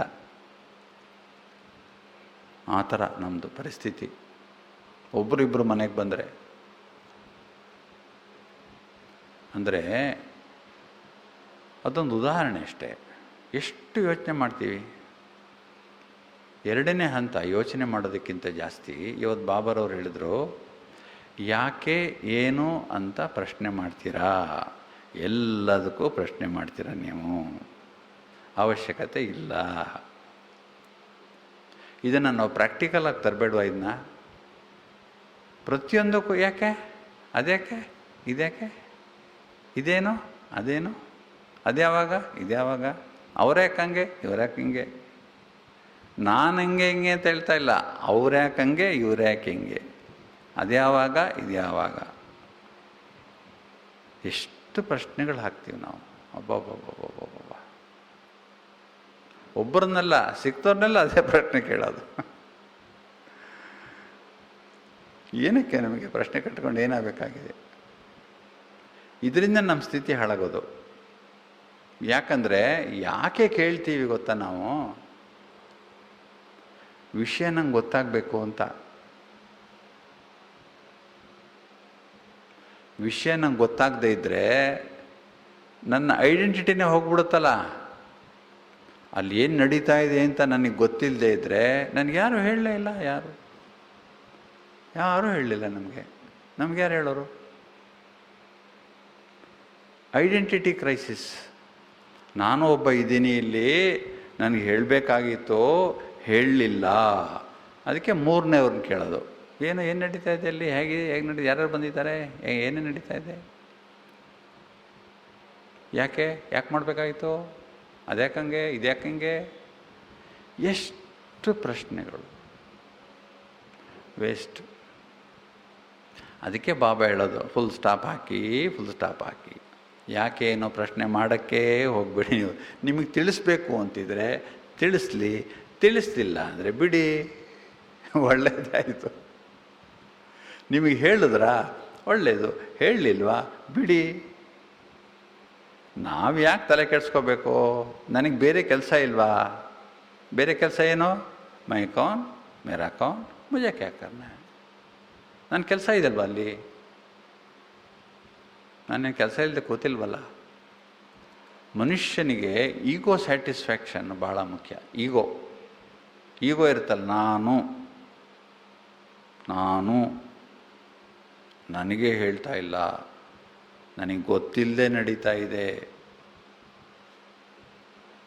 ನಮ್ಮ ಸೆಂಟ್ರಲ್ಲಿ ನಾನು ಕೇಳದೆ ಮಾಡಿಬಿಟ್ರು ಅಂದರೆ ಏನು ಅರ್ಥ?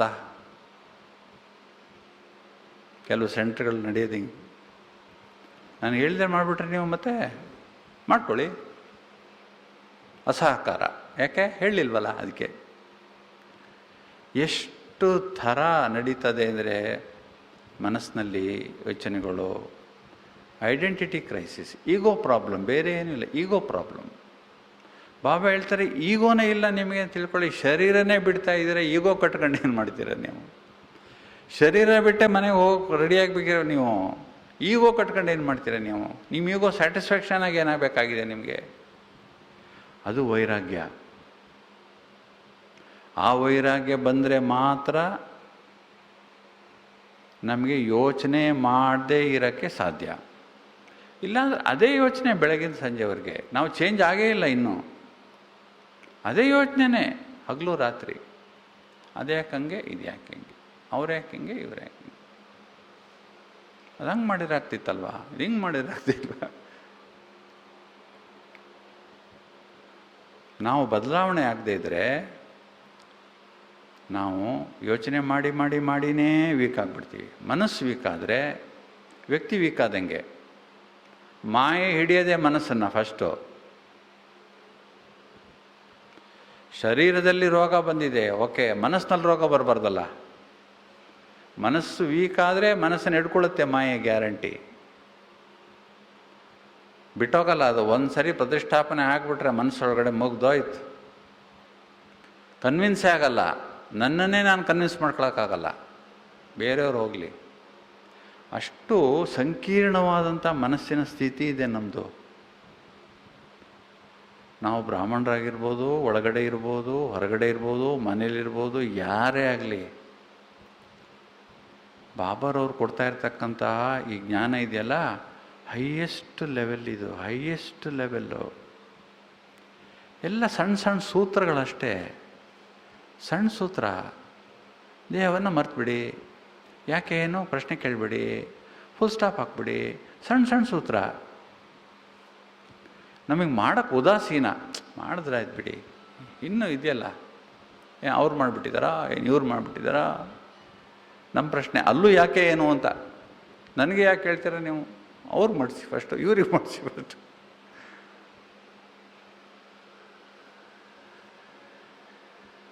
ಬದಲಾವಣೆ ಮೂಲಭೂತವಾಗಿ ನಾವು ಮಾಡಿಕೊಳ್ಳೇಬೇಕು. ಇಲ್ಲವಾದರೆ ಶರೀರವನ್ನು ಮರೆಯೋಕ್ಕಾಗಲ್ಲ. ನಾವು ಪರಂಧಾಮಕ್ಕೂ ಹೋಗೋಕ್ಕಾಗಲ್ಲ. ಟೈಮ್ ಬಂದರೆ ಇಲ್ಲೇ ಸಿಗಾಕೊಂಡಿರ್ತೀವಿ. ಮಾಯಾಜಾಲ, ಇದು ಜಾಲದೊಳಗಡೆ ಸಿಗಾಕೊಂಡಿರ್ತೀವಿ ನಾವು. ಇನ್ನು ಕೊನೆಯ ಹಂತ ಹಗುರ ಆಗೋದು ಹೇಗೆ ಅಂತ. ಹಗುರ ಆಗೋದಕ್ಕೆ ಮೊದಲನೇದಾಗಿ ಅತ್ಯಂತ ಹಗುರವಾದ ವಸ್ತು ಆತ್ಮ. ನಾನು ಆತ್ಮ ಅಂತ ತಿಳಿದಾಗ ಶರೀರವೇ ಹಗುರ ಆಗಿಬಿಡುತ್ತೆ. ಬಾಬಾರವ್ರು ಎಷ್ಟೋ ಸರಿ ಹೇಳ್ತಾರೆ, ನೀವು ಆತ್ಮ ಅಂತ ತಿಳಿದು ಎಷ್ಟು ಬೇಕಾದ್ರೂ ಕೆಲಸ ಮಾಡಿ, ನಿಮ್ಗೆ ಸುಸ್ತೇ ಆಗಲ್ಲ ಅಂತ. ಯಾಕೆ ಹೇಳಿದ್ರು ಬಾಬಾರವರು? ಯಾಕೆ ಅಂದರೆ ಆತ್ಮ ಹಗುರ, ಆತ್ಮ ಶರೀರದಲ್ಲಿದೆ. ನಾನು ಹಗುರ ಅಂತ ತಿಳ್ಕೊಂಡ್ಬಿಟ್ರೆ, ನಾನು ಆತ್ಮ ಅಂತ ತಿಳ್ಕೊಂಡ್ಬಿಟ್ರೆ ಶರೀರದ ಭಾರ ಕಾಣಲ್ಲ. ಸೊ ನಾನು ಹಗುರ ಆಗಬೇಕು. ನಾನು ಮನೆಗೆ ಹೋಗ್ಬೇಕಂದ್ರೆ, ಪರಂಧಾಮಕ್ಕೆ ಹೋಗ್ಬೇಕಾದ್ರೆ ನಾನು ಹಗುರ ಆಗಬೇಕು. ಹಗುರ ಆಗಬೇಕಂದ್ರೆ ನಾನು ಆತ್ಮ ಅಂತ ತಿಳ್ಕೊಳ್ಬೇಕು. ಹೇಗೆ ತಿಳ್ಕೊಳ್ಳೋದು? ಅಭ್ಯಾಸ ಮಾಡಬೇಕಷ್ಟೇ, ಬೇರೆ ದಾರಿ ಇಲ್ಲ. ಬೇರೆ ಯಾವುದೇ ದಾರಿ ಇಲ್ಲ. ಬ್ರಹ್ಮಬಾಬರು ಏನು ಮಾಡಿದ್ರು? ಎಲ್ಲ ಬರೆದ್ರು.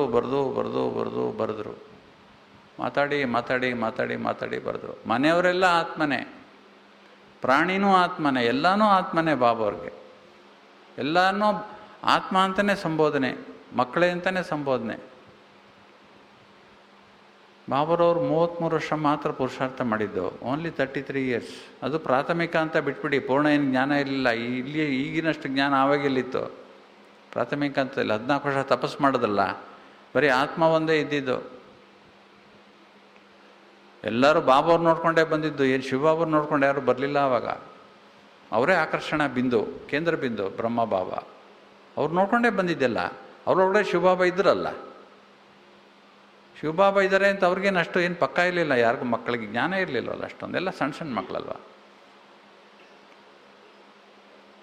ನಮಗೆ ಪ್ರಾರಂಭದ ದಿವಸನೇ ನೀನು ಆತ್ಮ, 2ನೇ ದಿವಸನೇ ಪರಮಾತ್ಮ ಜ್ಞಾನ ಸಿಕ್ಬಿಡ್ತು. ಎಷ್ಟು ವರ್ಷ ಆಗಿದೆ? ಎಷ್ಟೋ ವರ್ಷ ಆಗಿರ್ಬೋದು. ಏನು ಸಾಧನೆ ಮಾಡಿದ್ದೀವಿ ನಾವು? ನಮ್ಮಲ್ಲಿ ಪರಮಾತ್ಮ ಇಲ್ಲದೇ ಇರ್ಬೋದು, ಆದರೆ ಪರಮಾತ್ಮ ಕೊಟ್ಟ ಜ್ಞಾನ ಇದೆಯಲ್ಲ ನಮಗೆ. ಸೊ ಆದ್ದರಿಂದ ಆತ್ಮ ಅಂತ ತಿಳಿಯುವುದು ನಮ್ಮನ್ನು ನಾವು ಹಗುರ ಮಾಡಿಕೊಳ್ಳುವಂಥ ವಿಧಾನ ಒಂದು. ಎರಡನೇದು, ನಮ್ಮ ಹೊರೆಯನ್ನೆಲ್ಲ, ನಮ್ಮ ಭಾರವನ್ನೆಲ್ಲ ಶಿವಬಾಬರಿಗೆ ಕೊಡುವಂಥ ಅಭ್ಯಾಸ ಇಟ್ಕೋಬೇಕು. ಭಾರ ನಂದು ಅಂತ ತಿಳ್ಕೊಂಡ್ರೆ ಭಾರ ಆಗೋದು.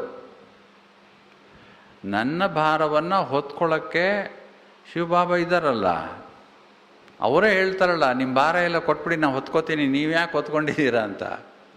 ನಾನಿಲ್ವಾ, ಕೊಟ್ಬಿಡಿ. ನಾವು ಕೊಡೋಕ್ಕೆ ನಾವೇ ತಯಾರಿಲ್ವಲ್ಲ. ನಮ್ಮ ಎಲ್ಲ ಹೊರೆಯನ್ನು ಅವ್ರಿಗೆ ಕೊಡಬೇಕು. ಯಾಕಂದರೆ ನನ್ನ ಜೊತೆ ಇರೋರು ಅವರೊಬ್ಬರೇ. ಏಕ್ ಬಲ್ ಏಕ್ ಭರೋಸ. ಯಾವ ಮನುಷ್ಯರು ಏಕ್ ಬಲ್ ಏಕ್ ಭರೋಸ ಆಗೋಕ್ಕಾಗಲ್ಲ. ಶಿವಬಾಬರು ಮಾತ್ರ ಏಕ್ ಬಲ್ ಏಕ್ ಭರೋಸ ಆಗಬಲ್ಲರು. ಯಾರು ಅಂತ ಭರವಸೆ ಇದೆ ನನಗೆ, ಅವ್ರಿಗೆ ಕೊಡಬೇಕು. ನಾವು ಯಾರಿಗಾದ್ರೂ ಏನಾದ್ರು ಯಾರಿಗೆ ಹೇಳ್ತೀವಿ ಅಂದರೆ, ತುಂಬ ಗೊತ್ತಿರೋರು, ನಂಬಿಕಸ್ಥರು, ಪ್ರಾಮಾಣಿಕರು ಅಂತ ಯಾರು ಇರ್ತೀವಿ ಅವ್ರಿಗೆ ಮಾತ್ರ ಹೇಳೋದು, ನಾವು ಅವ್ರಿಗೆ ಮಾತ್ರ ಕೊಡೋದು. ಶಿವಬಾಬರಿಗಿನ್ನ ಯಾರಿದ್ದಾರೆ? ಅವ್ರಿಗೆಲ್ಲ ಹೇಳಿಬಿಡಬೇಕು, ಮತ್ತು ಎಲ್ಲನೂ ಹೊರೆನೂ ಅವ್ರಿಗೆ ಕೊಟ್ಬಿಡಬೇಕು. ಅವ್ರು ನಡೆಸ್ತಾರೆ. ಈಗ ಎಷ್ಟೋ ಜನಕ್ಕೆ ಪ್ರಶ್ನೆ ಏನಂದರೆ, ನಮ್ಮ ಮಕ್ಕಳು ಮರಿ ಯಾರು ನೋಡ್ಕೊಳ್ಳೋರು ಬಂದುಬಿಟ್ರೆ, ನಮ್ಮ ಮನೆಯವ್ರನ್ನ ಯಾರು ನೋಡ್ಕೋತಾರೆ? ಹೆಚ್ಚು ಕಡಿಮೆ ಆಗ್ಬಿಟ್ರೆ ಮತ್ತೆ ನಾಳೆ ವಿನಾಶನೇ ಆಗಲಿಲ್ಲ ಅಂತ ಇಟ್ಕೊಳ್ಳಿ ಒಂದು ಸಮಯ, ಅವಾಗೇನು ಮಾಡೋದು? ಆವಾಗ ನಾನು ಇಲ್ಲಿ ಬಂದುಬಿಟ್ರೆ, ನಾನೆಲ್ಲ ಇಲ್ಲೇ ಕೊಟ್ಬಿಟ್ರೆ ಅವ್ರನ್ನೇ ನೋಡ್ತಾರೆ. ಈ ಥರ ಮನುಷ್ಯರ ಆಲೋಚನೆ ನಡೀತವೆ. ಯಾಕೆ ಅಂದರೆ ನಿಶ್ಚಯ ಇರಲ್ಲ, ಅಭ್ಯಾಸ ಇಲ್ಲ, ಪ್ರಾಕ್ಟೀಸ್ ಇಲ್ಲ, ಪರಮಾತ್ಮ ಯಾರು ಅಂತ ಗೊತ್ತಿಲ್ಲ.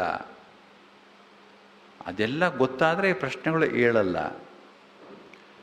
ಆ ಥರ ಅನುಮಾನಗಳಿದ್ದರೆ ಅವ್ರಿಗೆ ಏನು ಬೇಕೋ ಅದನ್ನು ಮಾಡಿ, ತಪ್ಪೇನಿಲ್ಲ. ಮಕ್ಕಳಿಗೆ, ಮರಿಗೆ, ಮೊಮ್ಮಕ್ಕಳಿಗೆ, ಯಾರಿಗೇನು ಬೇಕೋ ಮಾಡಿ, ತೊಂದರೆ ಏನಿದೆ? ಯಾರಿಗೆ ನಿಶ್ಚಯ ಇದೆ, ಇದು ಭಗವಂತಂದು, ಇದು ಅವನಿದ್ದಾನೆ, ನಾಳೆ ಪರಿವರ್ತನೆ ಆಗ್ತದೆ, ಹೊಸ ಪ್ರಪಂಚ ಬರುತ್ತೆ, ನಾನಲ್ಲಿ ಹುಡ್ತೀನಿ ಅಂತ ಯಾರಿಗೆ ಪಕ್ಕ ಆಗತ್ತೆ, ಅವ್ರು ಮಾತ್ರ ಮಾಡ್ಬೋದು ಇದನ್ನ. ಯಾವುದನ್ನು? ನನ್ನ ಎಲ್ಲ ಹೊರೆಯನ್ನು ಕೊಡೋದು.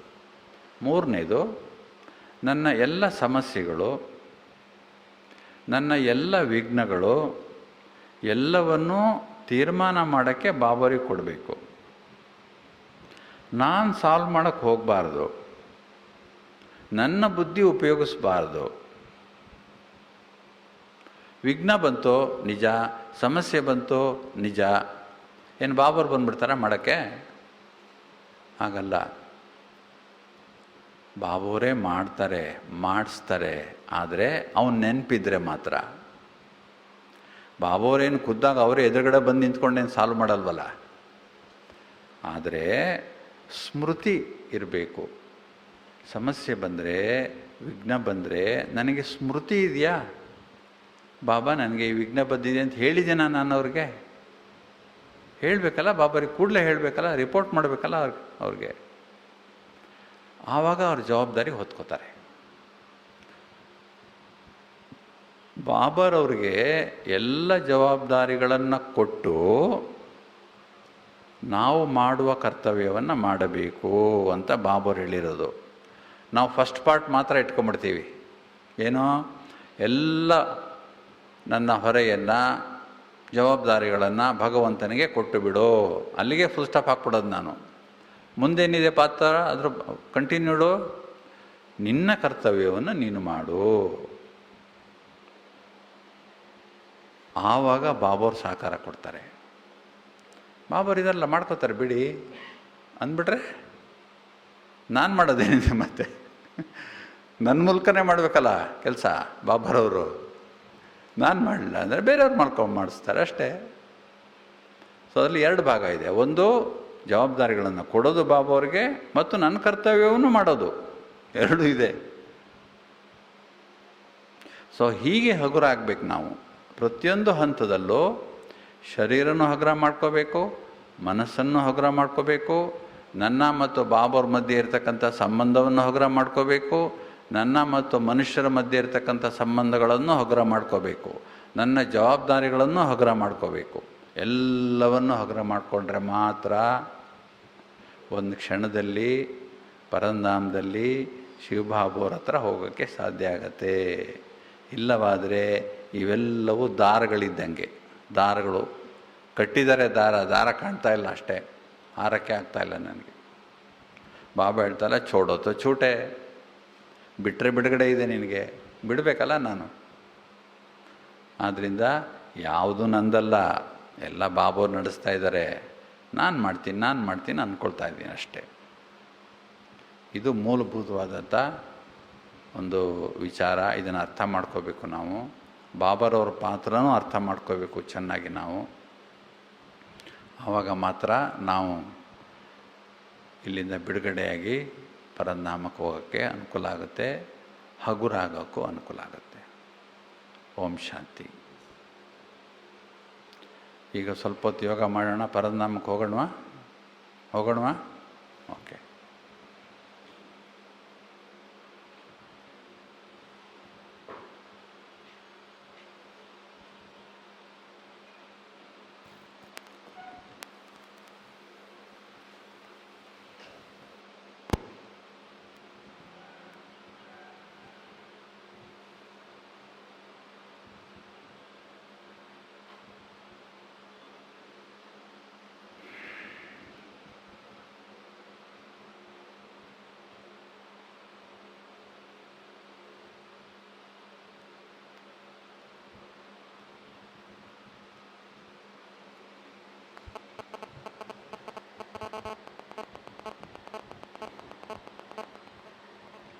ಓಂ ಶಾಂತಿ.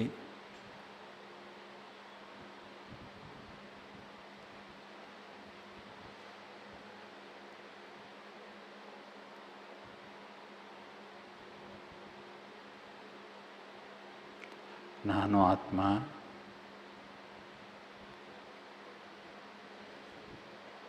ಹಣೆಯ ಮಧ್ಯೆ ಹೊಳೆಯುತ್ತಿರುವಂತಹ ನಕ್ಷತ್ರ ಆಗಿದ್ದೇನೆ.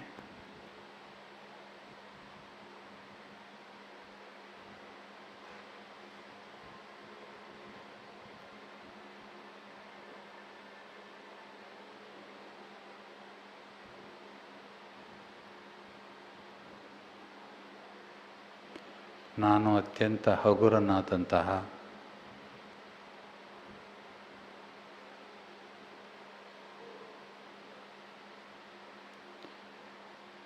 ಆಧ್ಯಾತ್ಮಿಕ ಶಕ್ತಿಯುಳ್ಳಂತಹ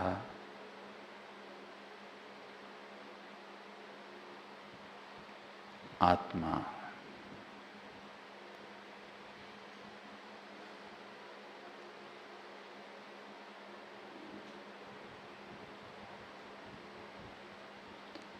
ಅತ್ಯಂತ ಸೂಕ್ಷ್ಮವಾಗಿರ್ತಕ್ಕಂತಹ ನಾನು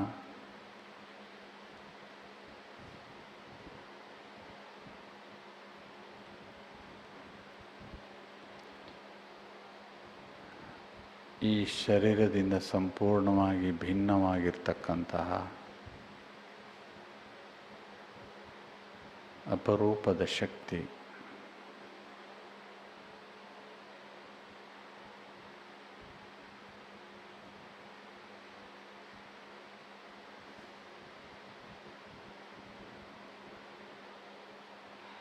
ನಾನು ಆತ್ಮ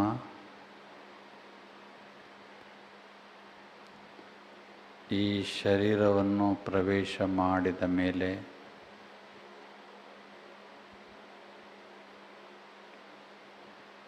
ಈ ಶರೀರಕ್ಕೊಂದು ಮೌಲ್ಯ ದೊರೆತಿದೆ.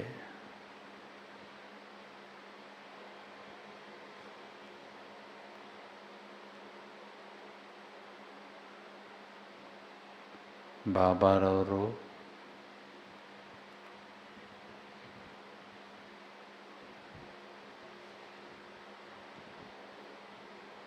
ಈ ಅದ್ಭುತವಾದ ಶಿಕ್ಷಣದಿಂದ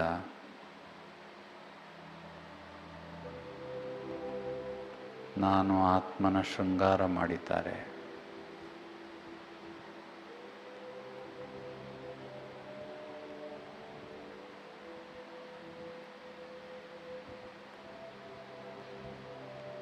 ಈ ಶರೀರದ ಎಲ್ಲ ಭಾಗಗಳು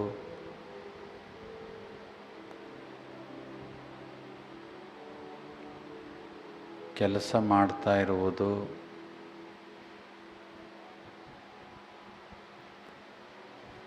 ನಾನು ಈ ಶರೀರದಲ್ಲಿ ಇರುವುದರಿಂದ ಮಾತ್ರ.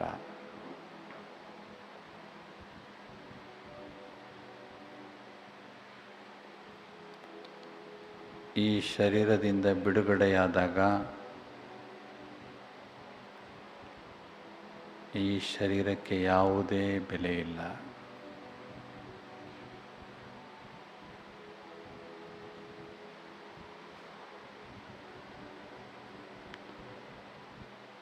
ನಾನು ಪರಂಧಾಮದಿಂದ 5000 ವರ್ಷಗಳ ಹಿಂದೆ ಹೊರಟು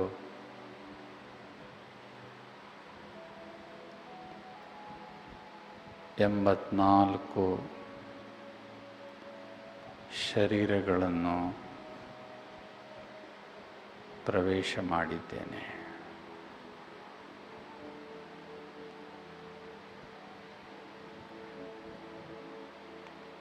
ಎಂಬತ್ನಾಲ್ಕು ಜನ್ಮಗಳ ಸಂಸ್ಕಾರ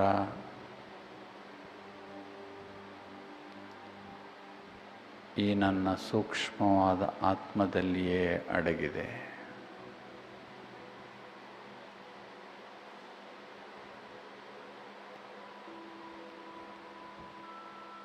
ಈಗ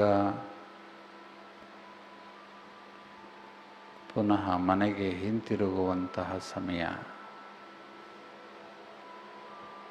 ಸನ್ನಿಹಿತವಾಗಿದೆ.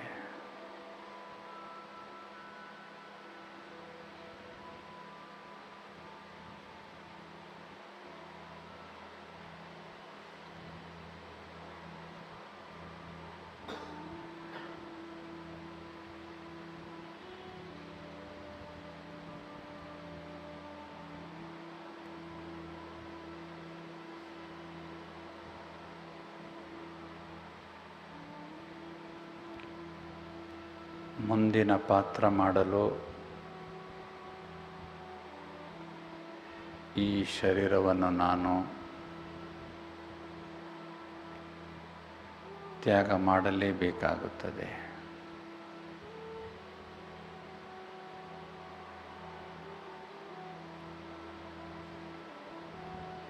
ಬಾಬಾರವರು ಶರೀರದಿಂದ ಭಿನ್ನರಾಗುವಂತಹ ಅಭ್ಯಾಸವನ್ನು ನನಗೆ ಕಲಿಸಿದ್ದಾರೆ.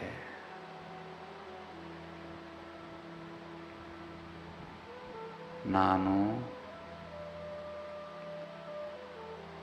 ಈ ಶರೀರದಲ್ಲಿ ಕೇವಲ ಪಾತ್ರಧಾರಿ ಮಾತ್ರ.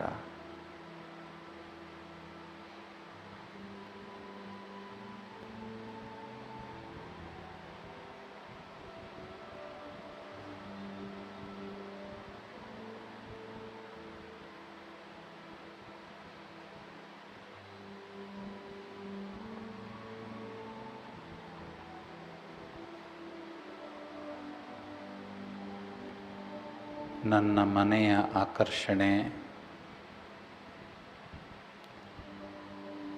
ನನ್ನನ್ನು ಪ್ರತಿಕ್ಷಣ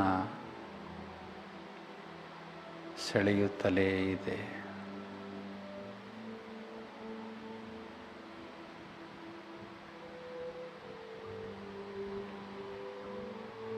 ನಾನು ಮನೆಗೆ ಹಿಂತಿರುಗುವ ಸಮಯ ಹತ್ತಿರ ಬಂದಿದೆ.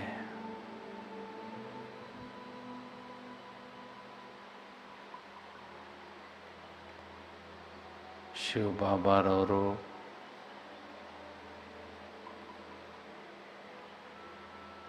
ನನ್ನನ್ನು ಮನೆಗೆ ಆಹ್ವಾನಿಸುತ್ತಾ ಇದ್ದಾರೆ.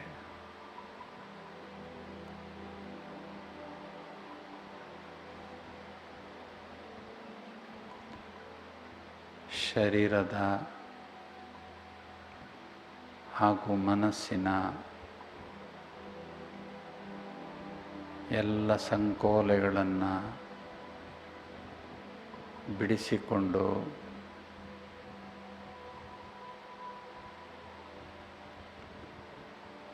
ನಾನು ಮನೆಗೆ ಹೋಗಬೇಕಿದೆ.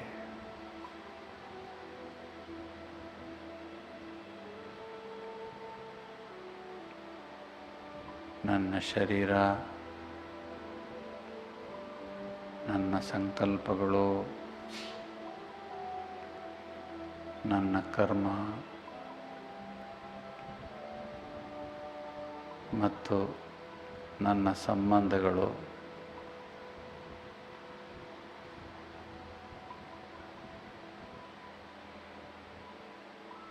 ನನಗೆ ಹೊರೆ ಆಗಿವೆ.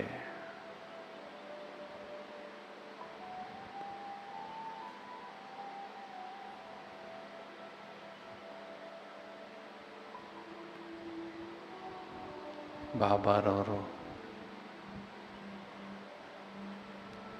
ಬಿಡುಗಡೆ ದಾತ, ಸರ್ವಶಕ್ತಿವಂತ,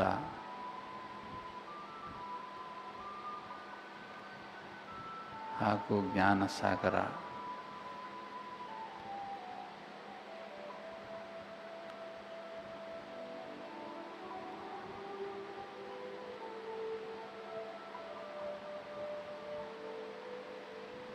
ನಾನು ಆತ್ಮ ಭ್ರುಕುಟಿಯ ಮಧ್ಯೆ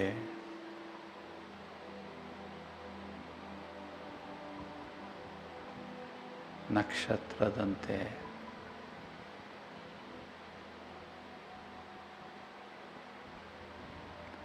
ಬಹಳ ಹಗುರವಾಗಿ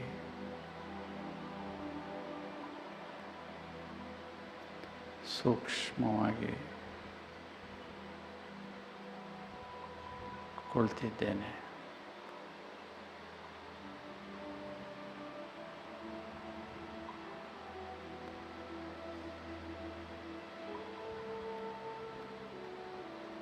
ಈ ನನ್ನ ಶರೀರದ ಬಂಧನದಿಂದ ನಾನೀಗ ಬಿಡುಗಡೆಯಾಗಿ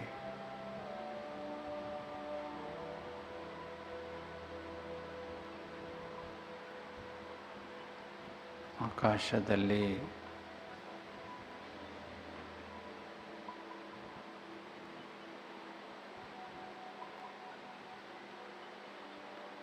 ಸ್ವತಂತ್ರವಾಗಿ ನಿಂತಿದ್ದೇನೆ.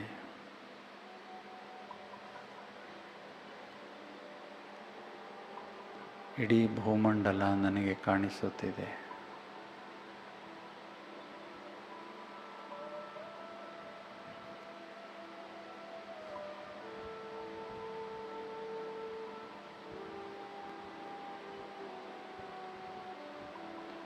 ಬಾಬಾರವರ ಶಾಂತಿಯ ಕಿರಣಗಳು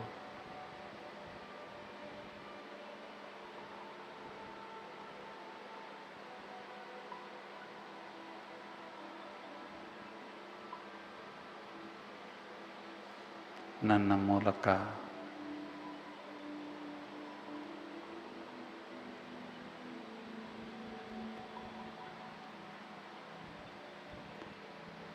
ಇಡೀ ಭೂಮಿಗೆ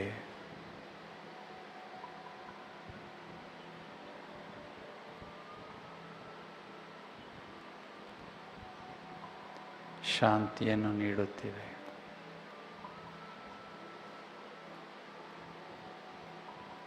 ಭೂಮಿಯ ಮೇಲಿರುವ ಎಲ್ಲ ಆತ್ಮಗಳಿಗೂ, ಪ್ರಾಣಿ ಪಕ್ಷಿಗಳಿಗೂ, ಗಿಡ ಮರಗಳಿಗೂ, ಎಲ್ಲ ಜೀವಿಗಳಿಗೂ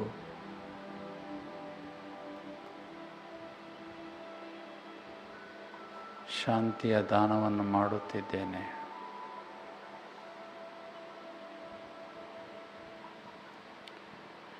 ಭೂಮಿಯ ಮನುಷ್ಯರೆಲ್ಲರೂ ಶಾಂತಿಗಾಗಿ ಪರಿತಪಿಸುತ್ತಿದ್ದಾರೆ.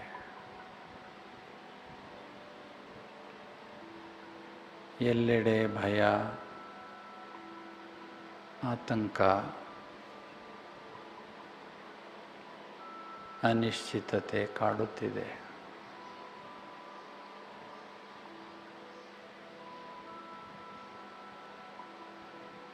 ಈ ಸಮಯದಲ್ಲಿ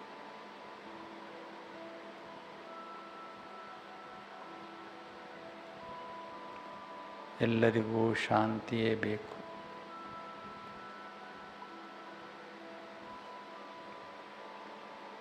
ನಾನು ಆತ್ಮ ಆಕಾಶದಲ್ಲಿ ನಿಂತು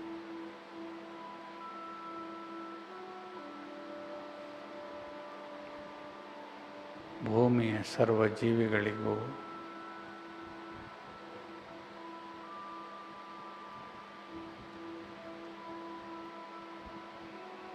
ಶಾಂತಿಯ ತರಂಗಗಳನ್ನು ನೀಡುತ್ತಿದ್ದೇನೆ.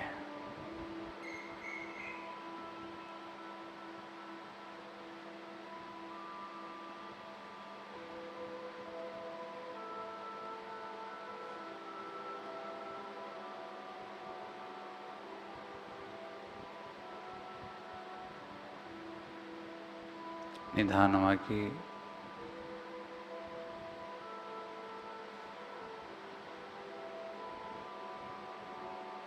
ಮೇಲ್ಮುಖವಾಗಿ ಸಂಚರಿಸುತ್ತಾ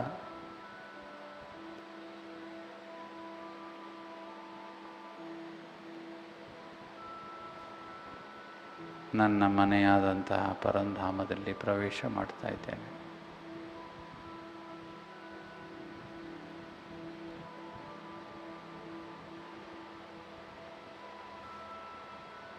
ಶಿವ ಬಾಬಾರವರು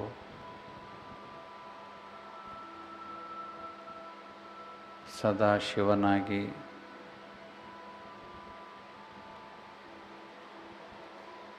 ಸದಾ ಪಾವನನಾಗಿ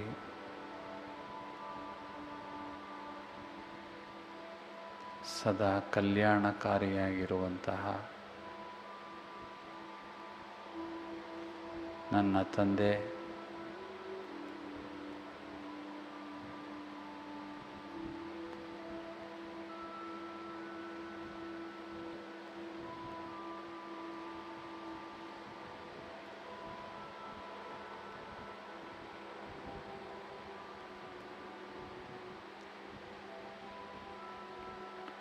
ಬಾಬಾರವರ ಅತ್ಯಂತ ಸಮೀಪದಲ್ಲಿ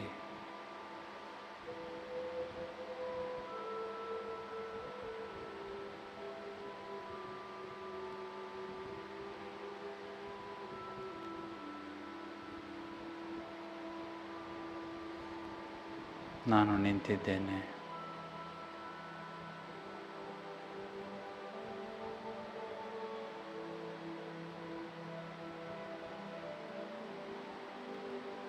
ಬಾಬಾರವರ ಶಕ್ತಿಯ ತರಂಗಗಳು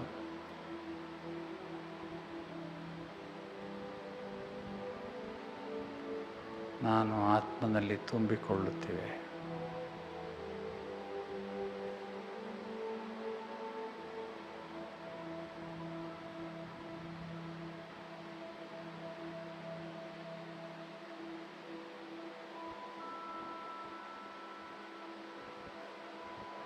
ಬಾಬಾರವರಿಗೆ ಮನಸಾರೆ ಧನ್ಯವಾದಗಳನ್ನು ಸಮರ್ಪಿಸುತ್ತಾ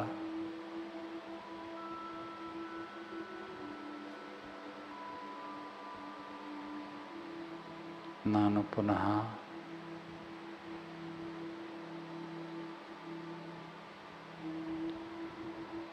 ಭೂಮಿಯ ಮೇಲಿನ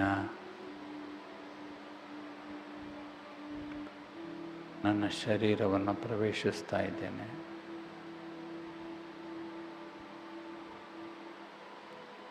ಭ್ರುಕುಟಿಯ ಮಧ್ಯೆ ಕುಳಿತಿದ್ದೇನೆ.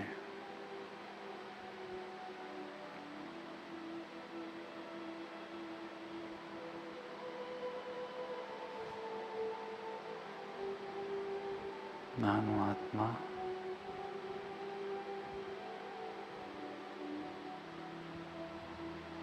ಅತ್ಯಂತ ಸೂಕ್ಷ್ಮವಾದ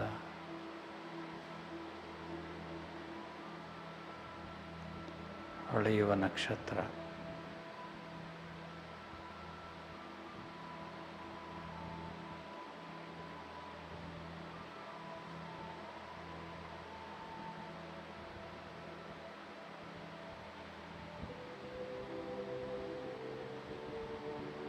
ಈ ಶರೀರವನ್ನು ಉಪಯೋಗಿಸಿಕೊಂಡು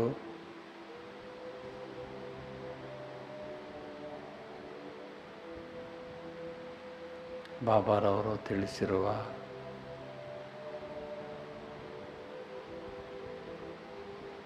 ಎಲ್ಲ ಜ್ಞಾನದ ಬಿಂದುಗಳನ್ನು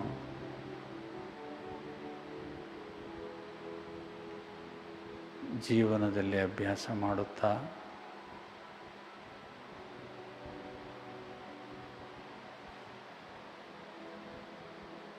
ಎಲ್ಲರಿಂದ ಆಶೀರ್ವಾದಗಳನ್ನು ಪಡೆದು ಸತ್ಕರ್ಮಗಳನ್ನು ಮಾಡುತ್ತಾ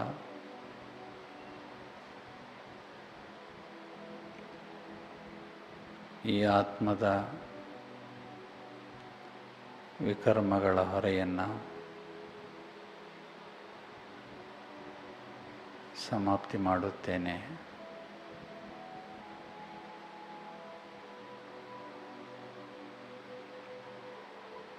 ಕರೆ ಬಂದ ಕೂಡಲೇ ಈ ಶರೀರವನ್ನು ತ್ಯಜಿಸಿ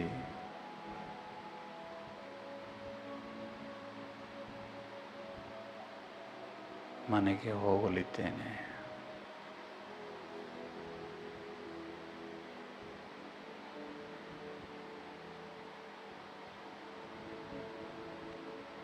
ಮುಂದಿನ ಪಾತ್ರವನ್ನು ಡ್ರಾಮಾದಲ್ಲಿ ನಿಶ್ಚಿತವಾಗಿರುವ ಪಾತ್ರವನ್ನು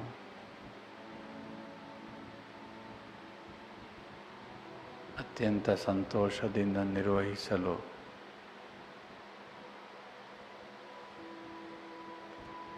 ನಾನು ಸದಾ ಸಿದ್ಧನಾಗಿದ್ದೇನೆ.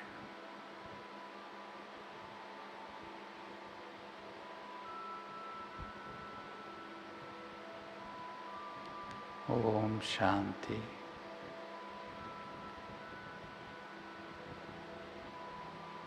ಶಾಂತಿ ಶಾಂತಿ.